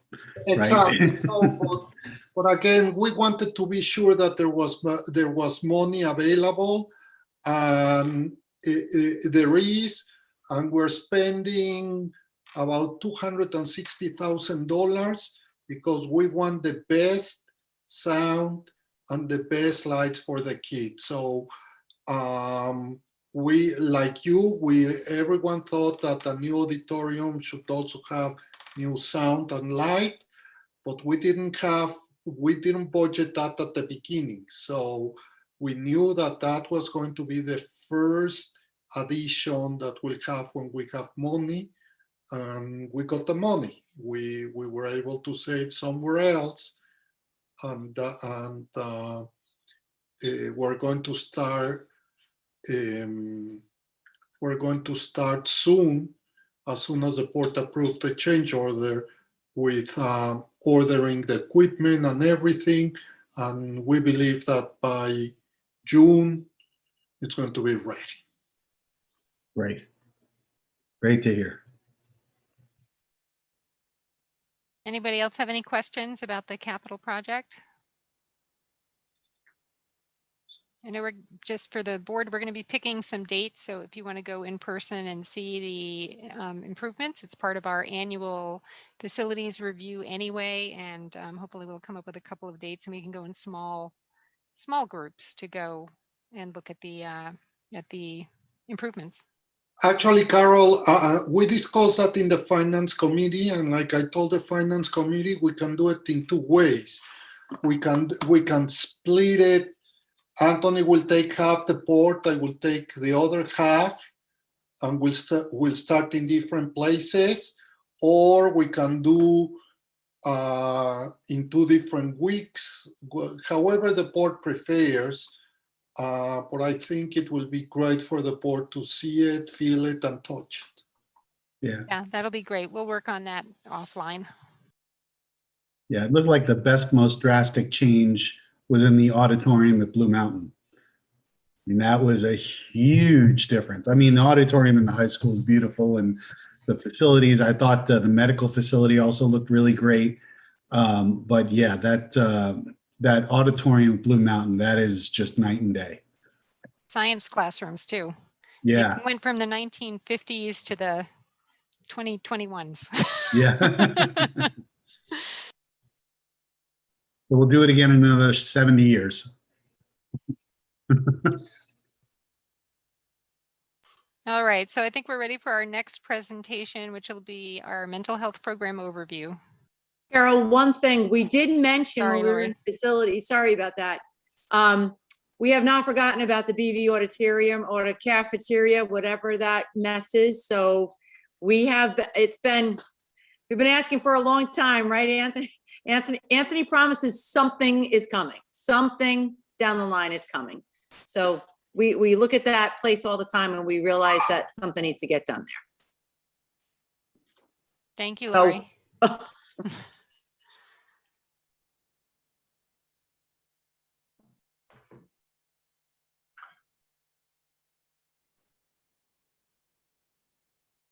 Okay, ready for the next presentation. Okay, yes, we're ready. Okay, Lisa, we asked Lisa to bring some of our mental health team professionals together to give an update to the board and community because it is Mental Health Awareness Month, but also as we wrap up the year to talk about what they've been doing. As we have certainly heard earlier tonight, this has been a year unlike any other.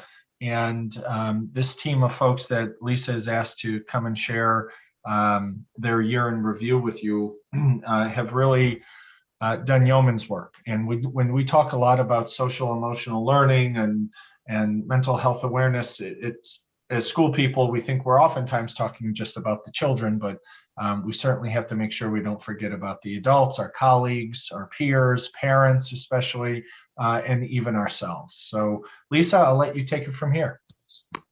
Thank you. So Greg, if you want to just go to the next slide, that'd be great. So we have, since I have been here, added several social workers to our team, which has been very well staffed and needed when we did it. I'm not going to read all the names to you, but I will tell you that several of them are on the call. Middle school, unfortunately, everybody had a commitment this evening, so they couldn't join us. So I'm actually going to present for the middle school. They work very closely, the mental health team that's on, primarily social workers. We do have a psychologist here, but they work very closely with our school counselors and our student assistant counselors that we share with other districts. So go to the next slide, please. Again, I'm not going to read all this to you. I'm going to give you some highlights. These are the district-wide initiatives that we've actually taken this year and prepping as we move forward into next year. One of the things that we made sure we did last year is those students that needed to stay in touch with their counselors. We did add counseling to IEPs because we didn't know where we would be when we opened in the fall, and we didn't want to leave students hanging. Typically, a message says, "Hi, you've reached Lisa Shookman, social worker at this school. If this is emergency, please call 911. I do not check messages over the summer, but I do check in frequently. But if you need something, you call 911 or your personal therapist." These clinicians took so many students on the summer and stayed connected, and it was very, very big for them. As we planned going into the spring and into the summer, we talked about mental health for our own staff. What do we do for the teachers? What do we do for the administrators? What do we do for the school secretaries? What do we do for custodians and for bus drivers or lunch monitors, cafeteria workers? So they actually planned a bunch of PD for them. So I'm going to let them, if you guys want to jump on and talk about a little of the PD that you did. We actually put together toolkits for the from the mental health team, and I'll let them talk about that. So I'm going to let them jump in because this isn't about what I did or what we led. It's what they had hands on and worked directly with students. So I'm going to let you guys jump in and just let us know when you're ready to move slides. Sounds good. Thank you so much. So good evening. I'm Abby Polito. I'm the school counselor at the elementary level. And I was just going to go over some of the highlights here for our district-wide initiatives. Like Lisa said, we were very concerned about our students coming back and making sure that they had proper supports in the transition from our buildings being closed in the spring to reopening under really different situation this year. But we also wanted to make sure that we supported our staff as well, because they were the first line of defense seeing our students, and we needed them to understand signs and symptoms of anything that was going on with students that would need extra care. So we developed the student in need form, which was a way for staff to directly link students that they were concerned about with one of our professionals on our team. So we've been using that in all of our schools. Also, like we said, we had the mental health kit, and we did some mental health PD for the staff, and that was everything from self-care to, like I said, signs and symptoms to be aware for their students. In the evenings, we wanted to make sure that we were connecting with our parents and the community at large and give them the same support that we were looking to give to our teachers and faculty and staff as well. So we've been doing a wellness series. We do actually have one last meeting coming up, a presentation at the end of this month. I believe it's the 20th. But we did evening presentations on self-care, mindfulness, mental wellness, and executive functioning. The executive functioning is at the end of the month. And we were so happy to have, to be able to present that to our parents and community members. For next year, we're looking into doing some SEL for the adults in our school district, and that SEL would concentrate on things like managing stress, advancing equity, and things like that, because we know the better we are as professionals and our mental wellness, the better we can help and serve and educate our students. So we are looking into that for next year. And we can head on to the next slide.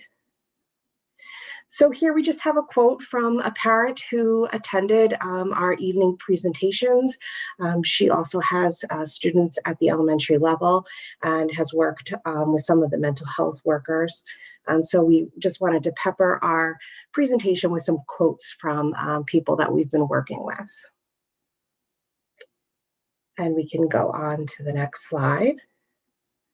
So at our elementary schools, like I said, I'm the school counselor, and this year, in addition to my regular classroom lessons, I've also been working with students on additional coping skills. I've also been doing those virtual recesses to connect kids who are learning fully remote to make sure that they're getting that socialization.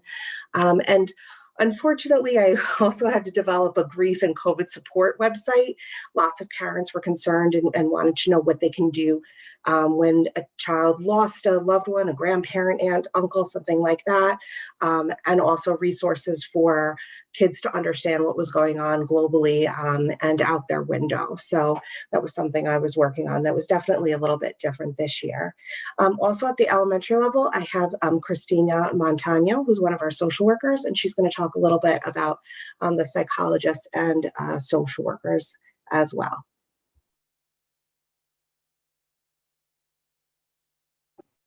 Sorry. Hi, nice to meet everybody. So like everyone else, the social worker and the psychologist, we've had to expand upon and modify our roles to meet the increased needs that the pandemic brought with it and moving forward. So we've had a lot of flexibility in the counseling that we offer, both mandated and building level, having remote individual sessions, remote groups, virtual check-ins. We've also increased and had additional classroom push-ins to reinforce and teach skills that the teachers can model and coach their students with. And like it was mentioned earlier, the team developed a student in need form to help streamline the process of referring students that have been identified as having concerns or increased needs so that they can be paired with a clinician sooner, and we can really tend to that need right away. So the social workers have been really vigilant in identifying if there's any families and students that need connection to community resources. There's been a lot of financial and economic impact from this pandemic, so connecting them to necessary supplies, food, clothing, and we've just made ourselves as available as possible to families and staff to support each other through this, offering virtual presentations and connecting outside in as many ways as we can. We can move to the next slide, I think. So here are some quotes from our elementary from the elementary school. On the left, we have quotes from some of the students. On the right, from some of the teachers. The pandemic has really highlighted the importance of building connections and supporting one another to kind of decrease the sense of isolation that everybody's felt. So it's really nice to get some positive feedback that we've been effective in our efforts. One of the things that we've done this year too is we brought dialectical behavior therapy into our elementary schools, which has been huge because we're now seeing a connection K-12 and how it evolves as we get going. But we can't just say we're doing PD for our teachers and our support staff and office, because we also have to do PD for the people on the screen, because burnout is huge in this position.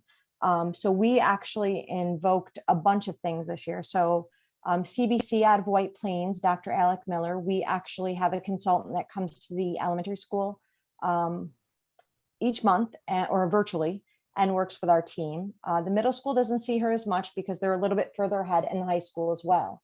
The other group we talked about was Q-Card, and it's the Columbia University Center for students that have some anxiety.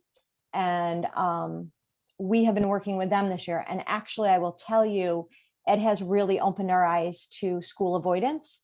It has opened our eyes to how do we work with this student to get them in. They have their own school. So as their consultants are working with our mental health teams, it has really opened our communications with families, outside therapists. We've always had that, but it's now different because we have a different language to choose as we use Q-Card.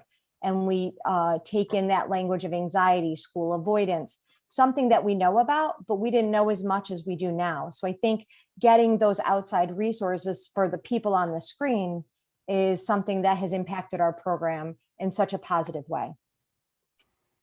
You can go to the next slide, Greg. So at Blue Mountain Middle School, so I happen to be the lucky person who's going to present for them tonight. And I took diligent notes when I met with everybody today. So as I talked, DBT has been huge. In the past, DBT is you interview for DBT, right? They have changed it this year, which is amazing. So instead of having formal DBT groups, they're now talking, let's do class lessons. So every student in 6 or 8 is getting some form of DBT. They started with trying to do it in the phys ed class. It didn't work as well as they had hoped, where the school counselor along with the mental health team is pushing into the class. So what I started doing now, training videos, parent resources. Unfortunately, I can't show them and I can't share them. If you want directly, it's on the next slides. Dr. Wynn can send them to you because of copyright issues through the CBC. We can't just post them all online, but we are sharing them on an internal site where our staff can see them. They're showing them in classrooms with the groups of students. And it has really made a difference.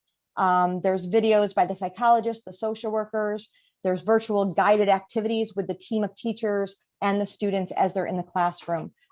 Pretty good feedback as well. And the school counselors are putting those on their Google Classroom sites. So the kids have access to them. The parents can have access via the students. So they have a designated monthly the topic or theme that they're using. So that has been important as well. They have also worked with students. They've really redone their RTI system, along with the administration, the school counselors, the psychologists, the social workers, doing a lot of check-in with kids. So they had a digital check-in at the middle school, and and as they're doing check-ins, and if there was a concern because the teacher was assigned certain students as they were virtual, they would immediately make sure the school counselor knew, the school counselor would reach out to the mental health team. So there was a lot of conversation, including the building administration with all of the team, the guidance center team, which is school counselors and mental health teams, really to make sure they're finding those kids are getting services. It's a fast track into making sure that there are check-ins after the teacher level with the mental health team. If the holiday support, they continue to the holiday support. And that is something that we look at it and say, okay, it's holiday support. It's different. The social workers made themselves available over the holidays. If students needed something, whether we were on February break, we were on spring break, we were on winter break, the kids could email in to the school. So they would use Google and they would Google Meet or a Google Call. in, a person can at the middle school. So some of our outside resources and the anxiety is we're trying to help the families find the outside resources. It's very difficult right now due to the fact of everybody under COVID is trying to find outside resources. So they made themselves available over these holiday breaks, and it was above and beyond what we'd ever asked of our staff. And I'm just so proud that they are part of our team, because this is something that most school districts, you wouldn't hear about this. We talked about check-ins and counseling and consultation. If you want to go to the next slide. Again, this is the DBT. If you would like to see these directly, and board members, if you'd like to see them, email Dr. Nguyen. She will make sure that you get a copy of them so you can see what kind of activities and videos they're sharing if you don't have a middle school student. Next slide, please. So again, here's some quotes from students, school counselor, school administrator. One of the things that's really important is part of the next step of DBT is called Steps A. It's a curriculum that some of our school counselors have been trained on over the years. We've slowly been training. Dr. Nguyen and I were talking about what are next steps? What do we want to see? And they really want to see next year that those virtual groups with DBT expand and we start to bring in some second step language. And it is a curriculum that's used. I know some of our teachers in the middle school and high school have been trained, or some of our administrators have been trained. But what we talked about is maybe what is the next step. So Dr. Nguyen and I will be meeting with some of the administrators and asking them what they think the next step would be, because, you know, she and I have had conversations and have some ideas. Next, please, Greg. If you're driving around town, everybody has seen the BMMS Cares About You. This was something that the school counselors joined up with the PTAs and the art teacher, designed some signs that they can put in 8th graders' yards. This was a hard year for those kids transitioning from middle school to high school. It's their last year. And how can we celebrate those 8th graders? Whether they're in person or they're virtual, everybody was included. They went to the homes, they delivered. You can see teachers, you can see school counselors, you can see anybody. I see PE teachers, I see a lot of people in these pictures that are supporting students. And we just wanted to make sure that we recognize this as well as you drive through all the school, you know, the whole district, and you're seeing these signs in the group, in the lawns. Next. I'm going to turn it over to Lisa and Nick, and they can take over from there. Hi, I'm Nick. I'm the school psychologist over at the high school. How are you? I'm still getting used to the lighting, so forgive me. It's something that will happen in time, I promise. I'm new to the district, relatively new. I'm at the high school this year. And here are some of the things that we've been working on as a school, really. We're utilizing the DBT, like Lisa was talking about. We're doing group, individual. We introduced it to the staff to continue training in that. And also with the freshman gym classes, I believe two PE teachers have been introduced to it, and they actually utilize it during their healthy lifestyle class, which is really great because when you're a freshman and you're new and it's a pandemic, there's a lot of emotions going on, right? So I think that's a really great way to introduce it. And then also with the peer leaders. So they have someone a little bit older, you know, maybe who's more used to the high school to maybe connect with, which is, it's really all about the connection, right? We're doing wind down Wednesdays. It's just really games with students just to relax, right? To be able to breathe and have that moment, right? We all need that. We all need those moments. Family game nights with the student assistant counselor and Cortland Community Coalition, kickball tournament, and the co-occurring disorder awareness group. It's an activity with the student assistant counselor and the clinicians. Safe Summer campaign with student assistant counselor and the SRO. It's an initiative for safe and healthy prom season and summer. Summer's right around the corner. You know, you can have healthy, safe fun. You know, this is a great time to relax and just enjoy the weather outside, which actually goes to outdoor activities for the community building. A strength with our district is community, right? Sense of community. So kickball with students and the Sailor program. where we hopefully will get some volunteers and on Fridays have a nice kickball game, get outside, get fresh air, get those endorphins and those muscles moving. It's really super important. And then the virtual high five just was utilized to promote connection between students and staff. It's so hard to make a connection, right, through the virtual world, but it's something we're learning and we're navigating. So that was really great, and you'll see a little picture about that coming up. So next slide. Hello, I'm Lisa Richmond. I'm one of the 3 social workers at the high school. My colleagues, John Duff and Megan Brenner, provided professional development to the secretarial staff to focus on self-care, stress management, and coping strategies to deal with the impact that the pandemic was having on them. The professional development opportunity was well attended and well received by the staff participants. At the conclusion of the presentation, the staff members engaged in a lengthy discussion. It was an open forum, a Q&A, and they were able to express their questions and concerns, and they also sought out the advice of the presenters. It was very productive and worthwhile, and the feedback around the building was positive. Next slide. This is a picture. It has 2 photos in it, and the slide to the left is the picture of the Red Ribbon Week, which is most noted for the drug awareness campaign nationwide. And the picture to the right is a picture of the virtual high five campaign that was organized to bring the Hendrick Hudson's community together during remote learning. This was all organized by our student assistance counselor, Amanda Magnata. Thank you. So one thing that was not really talked about was when we started school this year, each building had their own PD, and it was a day and a half to 2 days of PD. Everybody got the same presentation, K to 12. It was differentiated for the levels, but the same information was there. We talked about mental health. We talked about the teacher's mental health. We talked about if there's an issue in your classroom, how can we help kids? What is a way to deal with that with not overreacting? Without embarrassing the students. So that happened this fall. And it was led by some of the PD that we did through the CBC. And they helped us lead the PD. The CBC actually, we brought them in as well in the fall to present to all of our buildings as well. And a lot of this was the culmination of where we are now. So our next steps is really to talk about what do we do to close out the year? And the next step is what do we do to plan for the year? And what will the summer look like? What will the fall look like? We obviously don't know what the fall will look like when we open school again. However, I know one of the things that we have to talk about is those kids returning from remote. How do we bring them in? How do we use the information from QCard to help us reach some of those students that are phobic or are afraid to come in?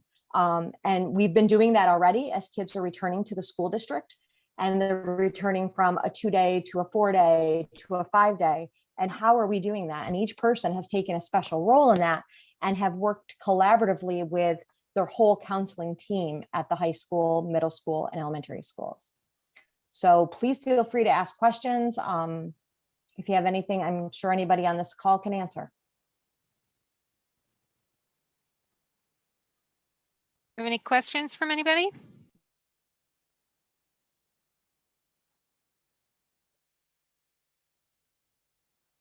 All right, excellent job, team. Thank you so much for looking after the health and welfare of our students and our staff and our parents' minds and hearts as well. We greatly appreciate that. Make sure you join us May 20th, where Nick Stano will be doing executive functioning from 6:30 to 7:30. It has been posted on our website, and it has also been through our newsfeed. So if you have any questions, you can reach out to anybody on the screen and we'll help you with that. I also want to just say that tomorrow is School Nurses Day as well, not just Teacher Appreciation Week. We do want to appreciate our nurses because this has been a hard time for them this year, learning new protocols, getting used to having a CNA in their building. So I just want to say how much we appreciate them as well. Thank you, Lisa, for pointing that out. Thank you very much to our nursing staff. It's been a hard year for all of our health professionals, all of them. So thank you very much. Thank you, everyone, for your time and presenting tonight. Have a good night. Great job, everyone. Thank you.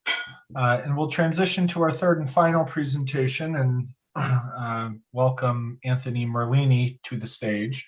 I asked Anthony and Enrique to give an overview of what is an energy performance contract. And I don't want to steal their thunder, but I do want to open this presentation up by saying we obviously the last couple of years have experienced some tougher than usual budgets. We know as Entergy has left town, the pilot, the significance of the pilot will decrease because they are no longer producing energy. Time will tell what the future financial arrangement will look like with Holtec. But there are oftentimes during budget season are a lot of questions around, well, did you look at this or did you look at that, or where could you reduce in other areas? And a couple of years ago, we dedicated significant real estate in our budget newsletter, as we did again this year, to trying to educate the community on all of various areas where we have saved significant dollars that oftentimes no one sees, feels, or experiences. Right? This includes using new and updated transportation routing software to be more efficient with our bus runs. This includes solar panels on our roofs so that we can buy power cheaper. It includes upgrading some of our equipment so that it runs more efficiently and more effectively, driving down our cost of operation. Anthony and Enrique are going to talk a little bit about an opportunity that we may have later this spring or into the summer to engage in a energy performance contract that will help us self-fund some significant cost savings initiatives that over time, over a 5 or 10 year, 15 year of time, will help us reduce our budget, reduce our operations budget, which will reduce future tax increases or allow us to allocate those resources to different programs. So it's important that we don't just talk about all of the shiny initiatives that we have and celebrate all the great people delivering them. But there's a lot of behind the scenes opportunities and areas where we have saved and where we can continue to. And we wanted to focus a little bit tonight on another opportunity that's presented itself. So Anthony, Enrique, I'll turn it over to you. Thank you, Joe. I just want to remind the board that about 12, 13 years ago, we did our first energy performance contract. Back then, we spent about $2.6 million. Anton, is that correct? That's about right. Yeah. And with that money, we were able to upgrade lighting, change one of the Anthony, in the high The boilers at Blue Mountain Middle School. And thanks to that, we've been able to save about $200,000 to $300,000 a year in energy consumption. With those savings, we're paying for the bond that we issued to do the energy performance contract. So the idea of an energy performance contract is to invest money and with in energy, and with the savings, pay for the bond. And that's what happened with that bond. We still have 5 years to go from our old energy performance contract. And our boiler will last another 20 years. And we already paid for all our investments, all with savings. So this is just an introduction of what the energy performance contract is. So Anthony, go ahead. Sure. So like Enrique said, and Joe, we're always looking at new ways to save energy and curtail our utilities. Since I've been here, we've been doing that constantly, whether it's been through an EPC, the solar arrays that we put on top of our buildings, the way that we use boilers when we're turning them on, when they're turning them off. We did energy education thing a couple of years back, changing our mindset of how we do things. So we have this opportunity to potentially do another energy performance contract. Lighting has come a long way. New opportunities to curtail and save some more money there. So let's go to the next slide and take it from there. Right.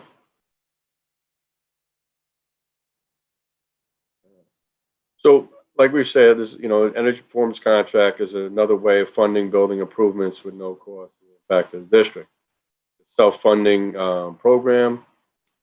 We can pay for different things, and lighting is usually a very good way to offset some of these other costs. So lighting has a very fast payback. So using that, we can do upgrades in other areas, whether it be through infiltration from weather, whether it be for boilers, whether it be for HVAC equipment, a building management system, etc. It helps us pay for other things, and then we pay back that bond through its savings. And we also, every year, we have a little bit of money left over that goes back as our, let's just say our profit, or it goes back into us beyond our savings. There's no bond vote is required. We have the option to vote for an extra 10% aid. So if you want to put it out for vote, you get an extra 10% from the state. We have incentives that we can get through the NYSERDA and different other programs. We can even tap into those avenues, and it qualifies for state building. And then performance and savings are guaranteed through the ESCO. The ESCO is the company like a Siemens or a Honeywell or Johnson Controls. They're the ones that would come in and evaluate our buildings, see what the cost-saving measures would be. Once they put these cost-saving measures in place, they guarantee them that they're going to provide us with savings back. And if they don't provide us with savings back, they're on the hook for that balance. Next slide. So this talks about a little bit about the conservation measures that we can impose. So we have some lighting. We can upgrade to LED. We've done some of that during our current bond. We've done some of this in the past. Large spaces like our gymnasium, some of them have been changed over to LED already. When we did the auditorium upgrades, those went to LED lighting. When we do our outside lighting, as we do some renovations, we change those to LED. Building envelopes, what I touched on a little bit before, so like doors and seals and things like that, and windows to try to stop from weather coming into our building. Building management system, which is like a BMS, where it controls our heating system digitally. So we have a better control of that, better than the pneumatic system that we've had in the past. Mechanical system upgrades, changing out pumps to be more efficient. Variable frequency drives, which are mechanisms that turn our motors on and off, but they'll ramp them up slowly and take them down slowly. So there's not a huge demand of electricity on the system. And by taking off that demand load, we change our cost structure with our providers, like a NYPA or Con Edison. Sorry, Anthony. Yeah. Can you hear me? Yes. The board might think, why didn't they do? If this is being paid on its own, why didn't we do the lighting with an EPC and we paid for the lighting? So I want to explain to the board that it's not as simple as say, well, I want to change an LED. I'm going to do an energy performance contract. An energy performance contract has to be approved by SED, and we have to show over 18 years the reduction in costs. So, for example, in our old energy performance contract, if we had done lighting on its own, we would have not passed the 18-year savings.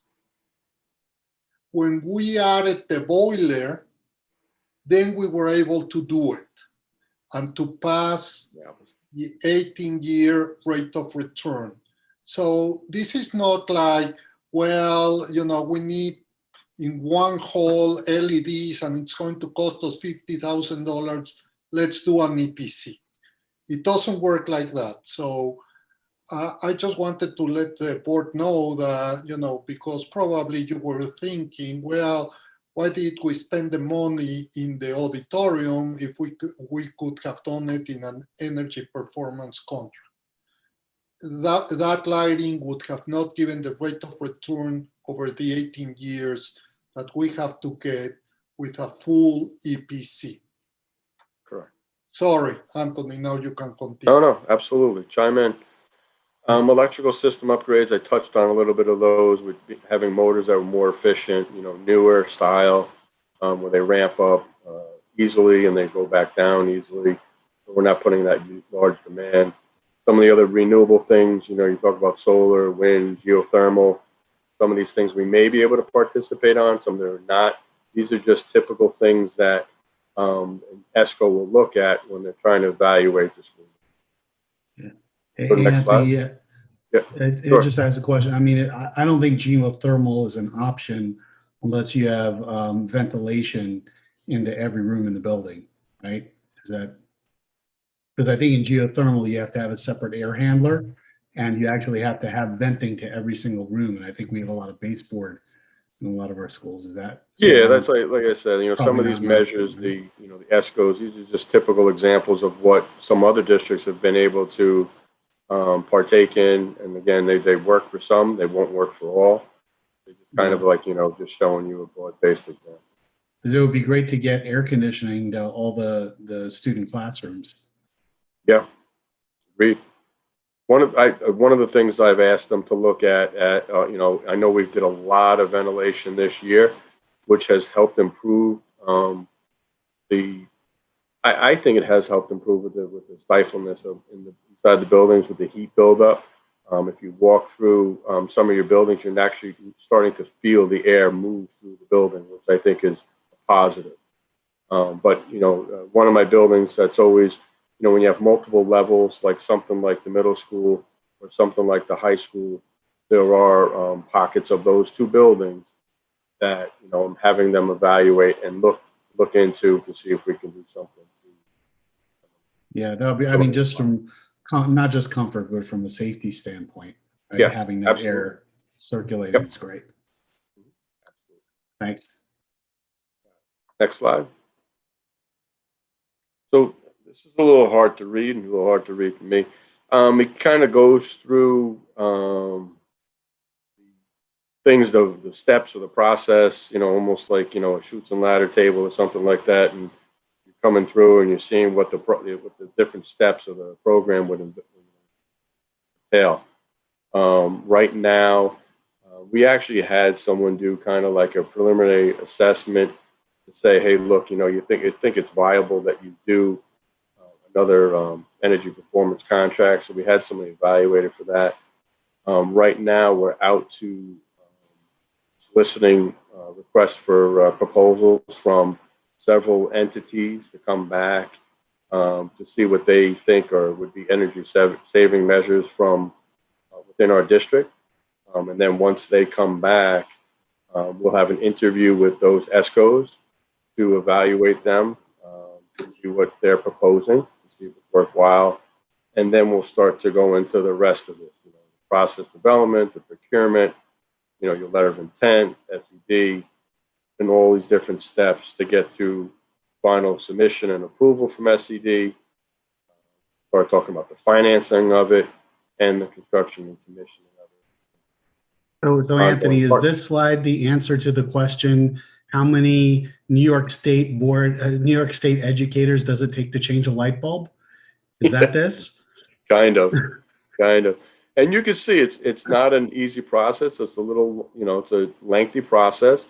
It's no different than doing any other bond project that we've done. If you remember, we started out with the bond in 2018 that we're just finishing now.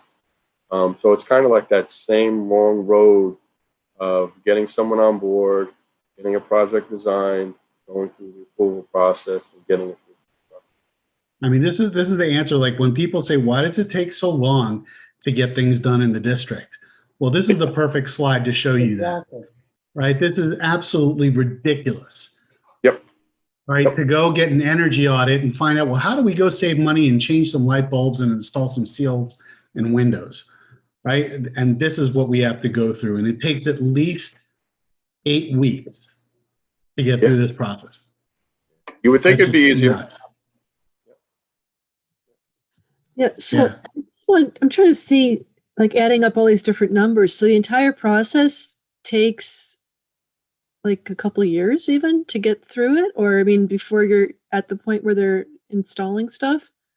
Well, you know, you have a couple of things that go on with that. So, you know, even for us, construction periods are very limited.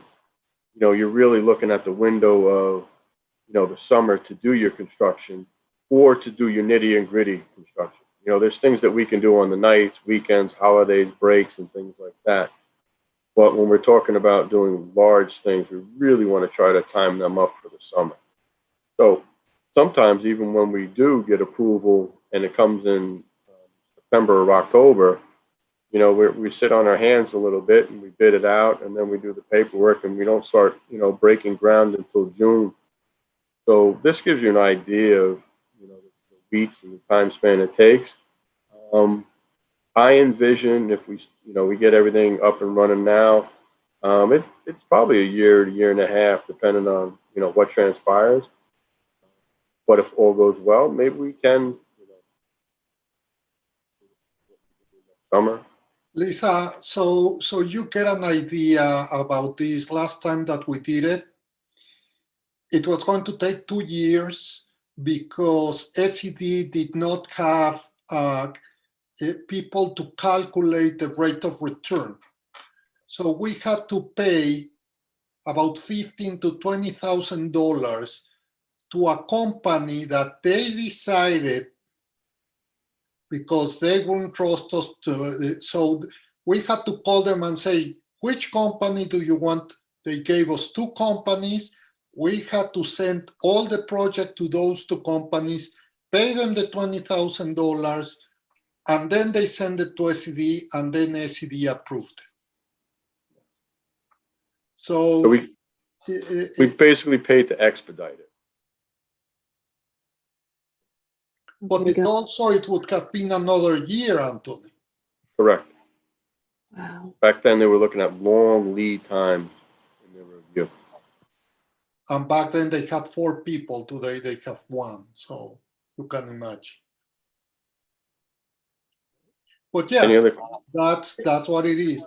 So we are looking at a good 1.5 to 2 years probably out before. Yeah, I mean, all said and done. I mean, you have the construction and commissioning in there, which is 10 to 12 months. So they're putting in time in there, and then the, you know, second half of the 18 years. So yeah, it depends.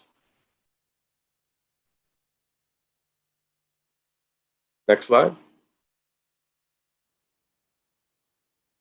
Just recap some of the benefits, relieve capital costs, improvements in mechanical electrical systems, improve our lightings and control, upgrades to buildings, qualifies for aid and incentives, turnkey, soup to nuts, start to finish, no change orders because it's all based on their findings and what they're doing, so they guarantee what they're doing. Long-term commitment to performance, and guarantee performance and savings by the ESCO company that we select to come in and do the project. Next. What?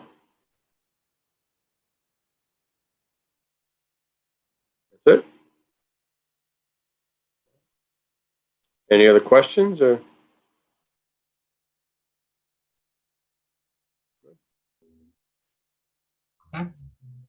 Thank you. Thanks for letting us show that to you. Thank you, Anthony. Thank you, Enrique.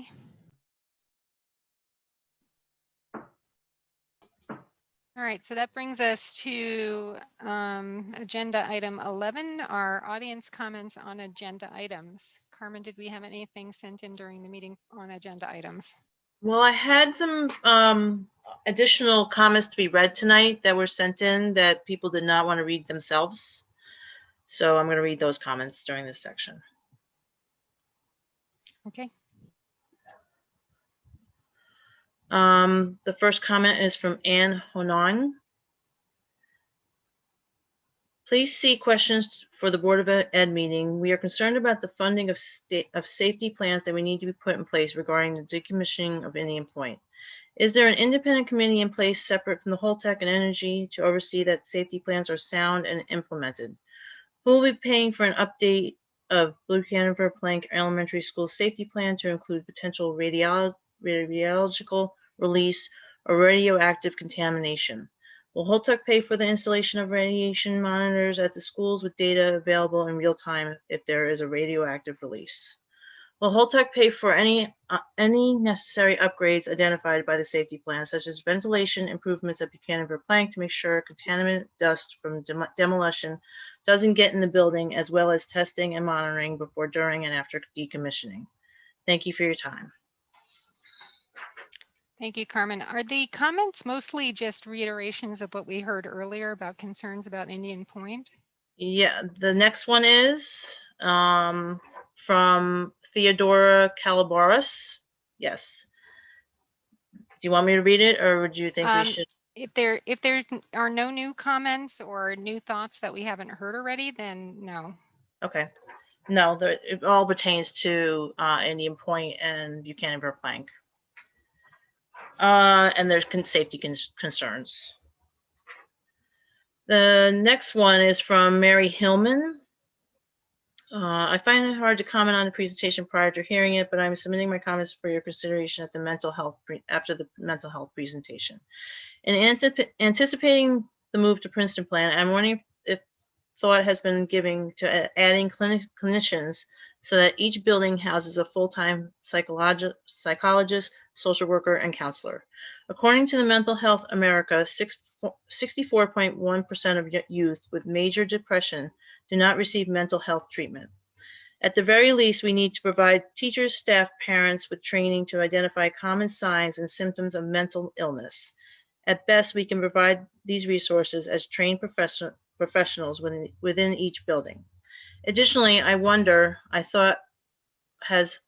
thought has been given to hiring assistant principals for each elementary building. When schools are reconfigured, principals will have a majority of staff which is new to them, as well as students and family to get to know, building an entire school community from scratch. This is a huge undertaking for any one person. Thanks, Mary Hillman. Thank you, Ms. Hillman, for your thoughts. We are very focused in this district on social emotional health of our students, our faculty, and our parents, as I'm sure you saw in our presentation. So thank you for those thoughts. And the next comment came in from Mariella Casaruela, and it pertained as well to the Indian Point and the gas pipeline and the safety of the students at Buchanan Plank. So I'm not going to read this comment, this statement as well. Those were the, okay. Alex? So the letters that weren't read, will they still be added to the minutes? Or how does that happen? I understand why we're not reading repetitive comments, but do they get entered into the formal record? Yes, I will enter them into the minutes. Great, thank you. Thank you, Alex. Carmen, was that it? That was it for audience comments, correct? Correct. Okay, so that brings us to the last section of our agenda tonight, which is board comments and new business. And there is an agenda item there as requested. We're going to discuss our board meeting format, and this will be the board meeting format for the meetings heading into July. So May, June, and July, a short time period. As we know, state regulations and things are changing very rapidly, and we'll have a couple of new board members, so we'll revisit this again during the summer. To start off, I just wanted to go over a little bit of the history of our meeting formats for the public mostly. Our board meetings used to be in the high school library, and they were set up more as a dais type situation where it was a very shallow U shape and the audience would sit in the library section in chairs. We decided to change that arrangement a few years ago for several reasons. There were concerns with safety of having the high school building open at night. This was shortly after one of the major school shootings. And we were looking at our safety concerns, and having the high school open to the public in the evening was decided was not the best plan. It was also less expensive to have the meetings at the district office, and having it in a smaller room and more of a horseshoe shape rather than a wider kind of U shape, we felt would allow better communication with the board, because oftentimes it was very hard to hear each other and see each other in that more dais type situation. So we moved the board meetings to the district office, and they were working out fairly well until COVID happened, and that room is not very large. So although the rules for students have changed, where you can have 3 feet distance, the rules for adults have not yet changed indoors. You're still supposed to have 6 feet distance. You're still supposed to be wearing masks. And given the configuration of that room, we would be able to have most of the board members, probably not audience members. So wanted to open it up to the board to discussion, and I did have one more piece of information, which I put somewhere. Oh, there it is. Okay. So we did kind of unofficially canvass several schools, 15 schools actually, just to kind of give you background on what other districts are doing. 7 of those schools are still virtual only. 8 schools are doing live board meetings. Of the 8 schools that are doing live board meetings, 2 of them have the public present during the meeting. 6 have public on video only. So they don't allow public into the building, although the board is in the building. As far as the comments section go, not all of the schools volunteered that information. Of the 5 that I know, 2 were doing the comments in writing only and having the district clerk read them. 2, if you wanted to make a comment to the board, you had to be present in the building. And 1, you had to be live but virtual.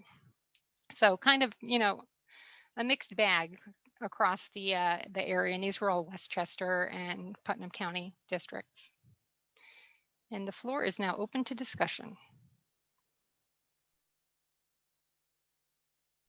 So our options are either to try to go back to in-person or to remain virtual for the next 2 months until we hopefully have fewer restrictions and are able to take masks off and actually be closer together in person.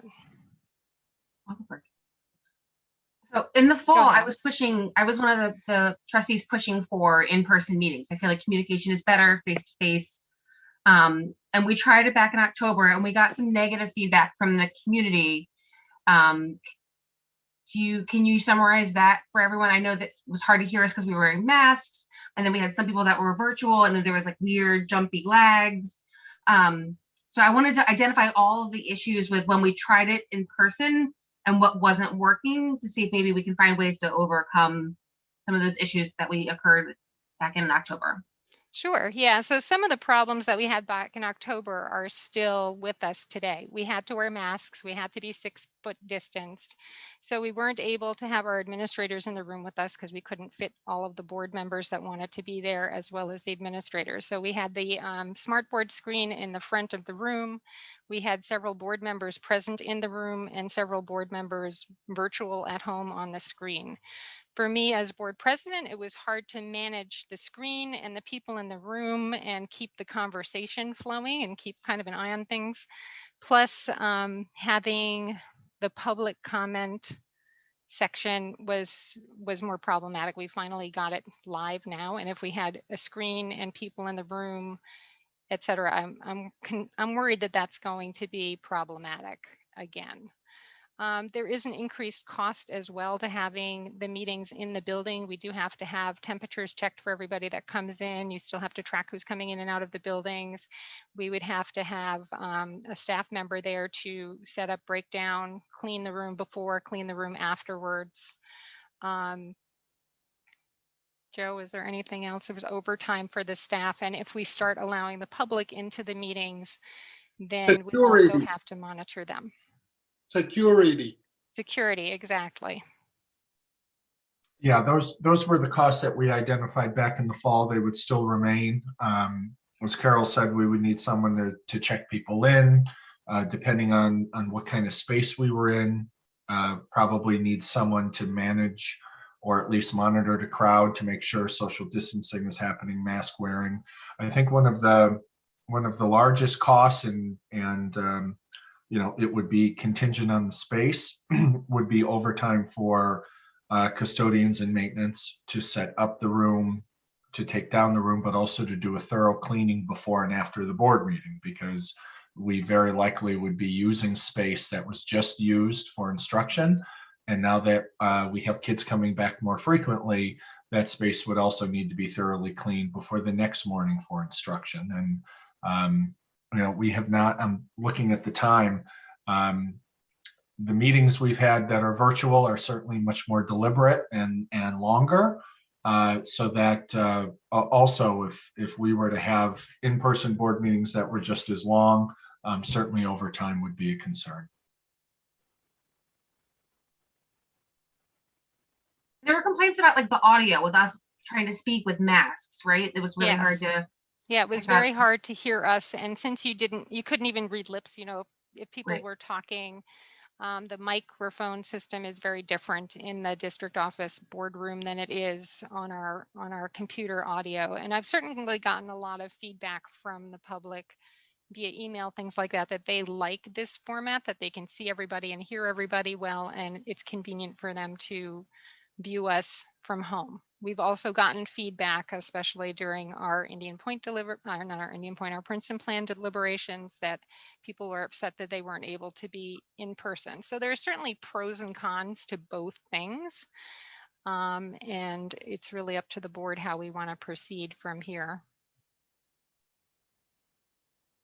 So if I may, of course, you know how I feel about it. I think we should go back in person because there's nothing more genuine than in-person human interaction. I think we could still do this virtual. All excuse me, it's late. All board members, I think, should report back for duty. Maybe we could change with the room that we have it, maybe back to the cafeteria where there's more space and we could space out. We don't have to monitor what's happening on a screen. We could still have this option available with this live streaming so people can watch at home, because I do believe that we've had more attendance with people watching at home, perhaps because of the topics we've been talking about. That might be it also. But I am a firm believer that if teachers are back in and kids are back in, we should be back in. There's not that many of us. There are 7 and 2 or 3 administrators that could be there. And I think we could space out in the cafeteria absolutely fine. And for those of us who don't speak as loudly as I do, speak up.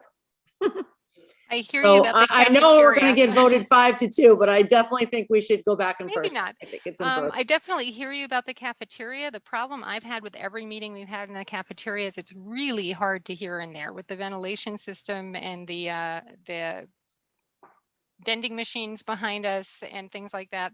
I find those meetings very difficult to have conversations personally because I find it Or hard maybe to just hear a the venue other that's board just as big members. but quieter in space, or maybe in the maybe in the new auditorium, maybe in the new, I don't know, something. I just think we should be in person again.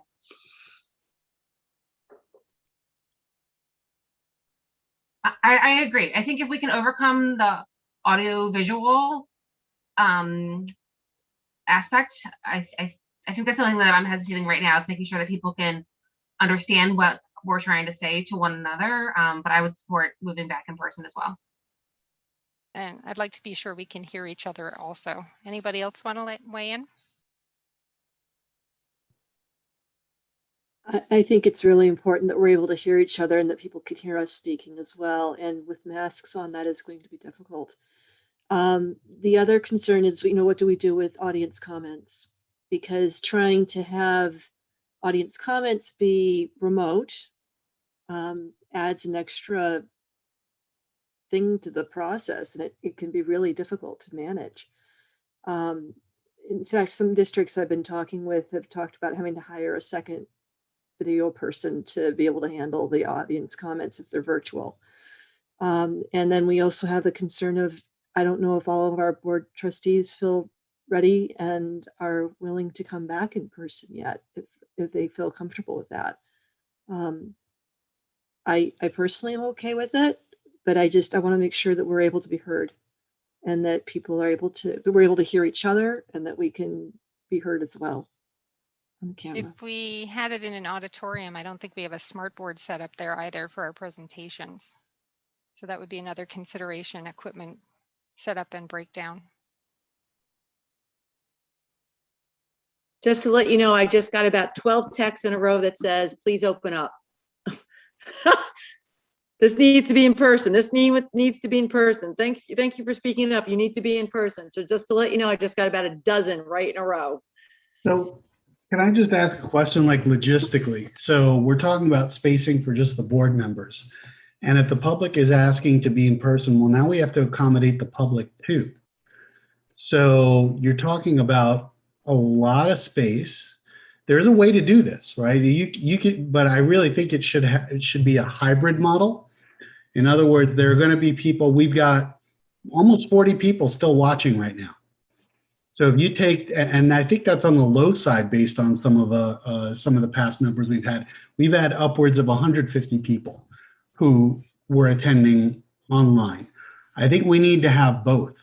And to do that effectively, you would need a camera and mic at every board member so that we could still have a view like this, still do live streaming, because it will absolutely not work if you have one camera focused on the entire board trying to capture audio and video. You can't see everybody and you don't get the same view or engagement that you would online. So to do that right, it's a big heavy lift for equipment. It's a big heavy lift for Greg. Greg wouldn't be able to do this by himself. So you're talking about additional costs. You're talking about additional technology. You're talking about space that would not accommodate all the people that would want to attend in person. So you're going to have to turn people away. So when people say that they want us to be in person, is it because they want to watch us in person or they actually want to be there with us? Because in either situation, there are lots of negatives there. So I think there is a way to do it, but I think it is cost prohibitive. And I think it increases, anxiety with people right now. I think we should wait until things start to let up, when we have more access, when they start to allow 100% capacity back in indoor facilities. I think that's when we should get back to it. And then we should, I think even when we do that, we need to have this facility too. I think this online engagement has been outstanding for us. And people have heard these board meetings like they've never heard before. And they've been able to watch them like they've never been able to watch them before. And we shouldn't lose that by saying, well, we just want to go back in person. We should try to accommodate both. To Corey's point, of the 15 schools that I heard from, only 2 had the public present in the audience. So if like he said, are the people who are texting you, and we really shouldn't be texting during the board meeting, but if people are texting you that they want to— I'm not texting, they're just dinging my phone like crazy. I know, but you know what I'm saying. In any case, if people want to be in the audience, that's different than having the board in person live. That's yet another layer of technology and difficulty. Just to throw that out there. I mean, I personally, I would love to have live meetings again. I'm just not sure the next couple of weeks that's going to be feasible to a point where we're going to be able to hear everybody and everybody's going to be able to hear us. Just keep in mind, I teach all day with a mask on. The kids remotely and the kids in my classroom hear me just fine. But the kids you have have one different camera rules on than you. we do, right? The kids Yeah. have different rules than we do, and we're trying, and we have an audience as well. I know you have your remote students at home and your students in the classroom, but it's, yeah. Picture it, Lori, if you were in your classroom teaching with 10 teachers, and all those 10 teachers needed to have the same focus and audio quality and video quality that you have as a single teacher. It's logistically tough to do that. So for us to do that, we would need separate laptops or cameras and mic setups for everyone. We would need a mixer that would be able to capture all that audio. We would need to be able to get all the video also back in. So each each camera would have to be connected to Zoom directly, which means you're probably talking about a laptop at each station. It becomes logistically just really tough. And if we want to do this right. So I think it's I going don't to think take more time. I don't think it's impossible. I think you have to want to do it. And I Yeah, it's think not impossible. Perhaps, correct. And I think everybody has a laptop. Everybody's using it right now. So even if they brought their own, and we've always been mic'd up, so that's doable. We can do it in the cafeteria. We can do it in the auditorium in BV or Furnace Woods. The cafeteria in the high school would probably be nice because this way you could have the doors that are right there so we wouldn't have to access the rest of the building. We could bring people in maybe one at a time or something like that if they were interested in coming. Or there's ways. And as the weather's getting nicer, you could even use the outside. This is all entirely doable if anybody wants to do it. The question is having people want to do it. And I don't know what the everybody's situation is, but I would imagine many people here have been vaccinated anyway, at least the board members. Anybody in the school district has. Pretty much most of them have all had the option. I don't know, by a hand who's been vaccinated, who hasn't. But, I think that mitigates a lot of the concern too. I think that if we're asking our teachers and our children and everybody else to do it, we should be doing it. I think we're supposed to be the leaders of the district, and we're like, nobody sees us. We're like the ghost people. And it's ridiculous. And, if you want to do it where you can also stream it, absolutely. There's no reason you can't do both.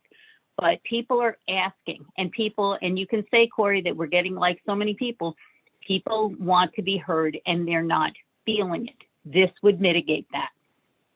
And I think it would actually send a message to the teachers and the students and everybody else that we're asking to come back by showing that we understand what they're going through and we're willing to make the effort too. Because right now, I don't see that. Corey? Yeah, I hear you on the outside thing, Mary Pat, but logistically, it wouldn't work for video because the audio quality would be way too terrible. Well, let me, Mary Pat, I let you speak without interrupting. So I think it would be logistically tough, and we're talking about who do we let in to the board meeting. So who are we doing this for if we're just letting in one or two people? It actually reduces the quality of engagement because you're now eliminating the people who, I think overwhelmingly, we've heard that people love the online video. Like there are people that absolutely want to be in person, but there are people that love the online video because they've never heard this great quality before. And it's an option. So I understand, Mary Pat, but the logistics of doing both are really tough. And it's not that it can't be done, but it's going to cost us a lot of money, and it's going to cost us a lot of effort. And it takes planning, right? It takes a bit of planning to get this done, and it needs more than Greg, and we're going to have to spend money on it. And is that something we really want to spend money on now with everything else going on in the district? Is this worth it? So we've had an entire year to think about this, an entire year. So frankly, I don't see where this should be coming as a surprise to anybody on how to manage this. The fact to say, gosh, it's too hard, or let's wait 3 months or whatever, I think it shows zero effort, and it shows like nobody's like, we're just like, oh, okay, just dial in. We'll just, you can read your emails to us, or, good Lord, it took us how long to get to allow for people to dial in? Okay, so we're trying to discuss what we're going to do going forward, not what we've done in the past, and that's why we're bringing this up again. I understand. To revisit it now that the rules are changing. Can I please just finish? I just want to finish that when he spoke about bringing people in, they don't have to come in just like allow 2 people like a lottery here. People can come in as they need to. If you want to say, you know what, come in 9 o'clock, 9:05, sign up or something like that. There are ways to get through this so that people can get in and they can be heard and they can see the people who are making all of these decisions for them, and the people that they're voting for, and the people that are supposed to be leading the district. I just think it's important that they actually see some humans. I think they can see me better on the screen than they could when we were videotaping Well, they can from do the that district too if you office. want. They can do that too. It doesn't have to be in the district office. That room is dark, and it's dark anyway. Do it in a different area. I mean, that's not the only option. It's not the only room in the entire district. There are plenty of options, and I don't know if perhaps Greg or somebody else within, who's capable of talking about our, what our capabilities are. It would be nice to have that person, talk to them and have them weigh in. But I think that this is absolutely worth looking into. And I think it's absolutely worth bringing people back, bringing the board back and having these meetings live. Can I make a motion to just move to vote on this, because we're rehashing the same issue over and over again, and it's really not progressing. Before we vote on it, can I just give Allie and Lisa a chance to speak if they would like? Mm-hmm. And Greg too. I just had a question. So what's the current status of the executive order? Do we anticipate when it's going to expire? Like, how long of are we looking for something for just a couple of weeks, months? Is this going to be the permanent state of how meetings are allowed to happen? Well, we're only looking at the meetings until the new board members come in, and then they can weigh in. I personally am anticipating that things are going to be changing relatively quickly because, everybody wants everything open by beginning of July. So we're talking about like 4 more meetings. Okay, thank you. Lisa, did you want to weigh in?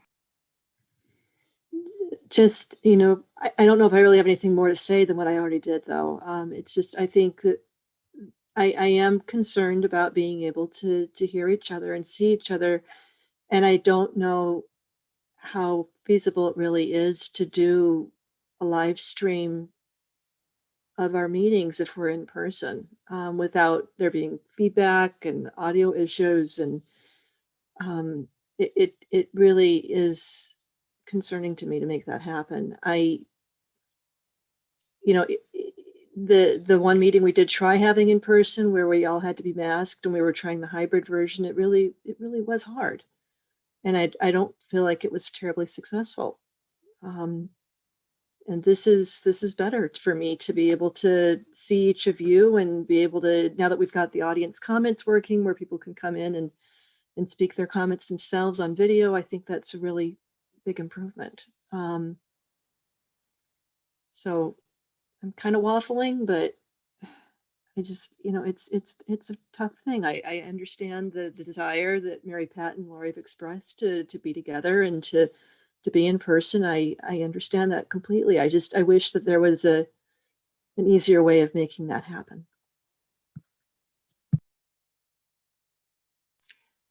Joe, do you remember what the figures were? I know you worked out the expense of having in-person meetings with security in one of the school buildings rather than the district office.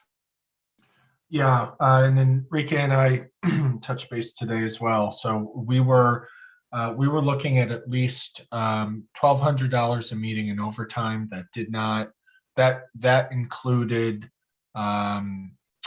post-meeting custodial work, but that was if we were meeting in the district office. Basically, us meeting, a visitor coming in one at a time to read his or her statement, and then cleaning afterwards. In my conversation with Enrique, if we were to be in a bigger space to accommodate folks watching the meeting, certainly that number would change. We'd have to have Anthony, determine the amount of staff he would need before the meeting and after to set up, break down, but also clean, because any of the spaces that we mentioned today, we would be occupying after kids and before kids. So it would have to go through the thorough cleaning process.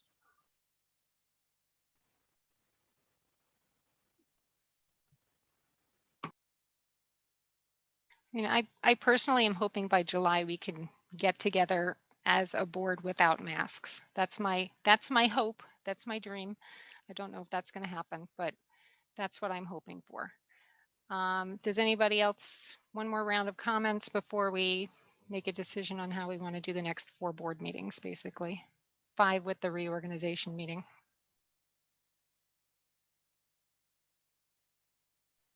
All right, so all in favor of keeping the meetings virtual? Lori shaking her head. Because we should be role models. That's why.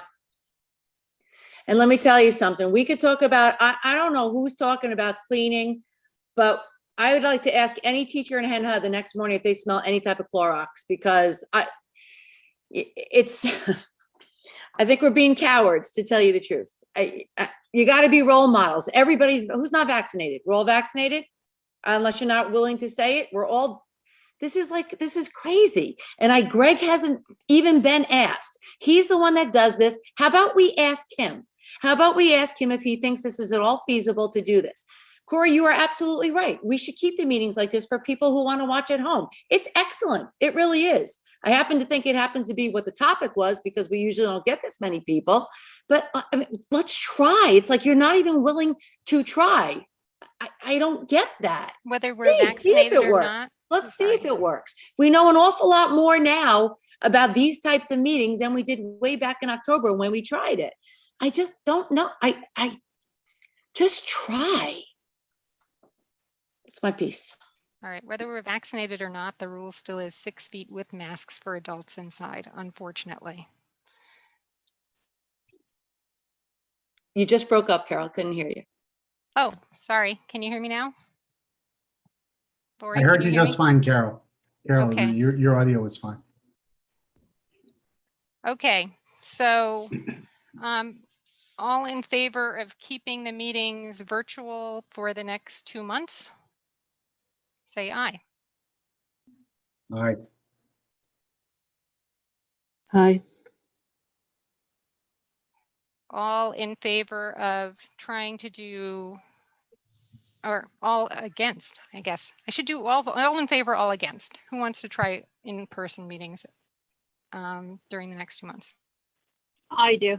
Mary Pat. We're split. Woohoo! Okay. And we don't have Bill here. So our next meeting is a very short meeting because it is our budget vote. Why don't we go virtual for one more meeting? And then we will try to identify a space for the following meeting to be in person. Allie? I was gonna say, right, so if we're gonna have to do at least one more meeting virtual, let's think forward.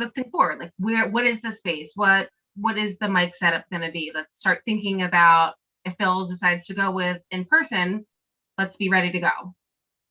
Sounds good. If I can though, Yes, to you help can. with the planning, I think we need to have some direction from the board as to, we heard some models that Carol spoke to. Do we want the audience present? Do we want the audience only virtual? How many audience members would we want in the space? Because that will calculate what space, that will calculate the setup, it will calculate overtime. So I think if we're doing in person, then I think the only reason to do in person is to have in-person live audience. Otherwise, I don't personally, I don't feel that we're gaining anything. I see Allie nodding her head. I know Lori would like to have people in person. She's nodding her head. Mary Pat, people in person? Of course. And course, frankly, good. would there be any value? And again, it's there might be some value to even trying to do it. It sounds ridiculous, but outside. I mean, it's like, Okay. we have that whole area, but no, I'm just throwing as an option, something to consider. Thank you. It's a possibility. I just don't think we need to be limited here. Think outside. I mean, outside the box, outside anywhere. Just, get past this basement mentality. Lisa? Yeah, I was just going to say that if we do outside, we're going to have power issues. We've got to have electricity somehow out there, but screens and it just, Wi-Fi. Yeah. I mean, there's a lot of issues with being outside, especially if we're trying to broadcast this live. The other thing I was going to say is that one of the decisions we also have to make is, do we allow audience comments to be virtual? If we ourselves are in person, do we allow virtual audience comments, or do they have to be in person to make their comments? No, of course. Of course, which, Mary Pat, I'm sorry. Of course, we allow for virtual comments. I mean, it's the whole point is to give this an option to open this up. Well, I mean, why then not you have now it? have to have a display for all the people who are in person. They have to be able to see and hear the virtual commentators, which now you got to have a smart screen or some sort of projector outside, and you got to have audio If it's amplification. outside, if it's in the cafeteria, every room in that every room in Well, the it's the same in school any has a smart board. situation.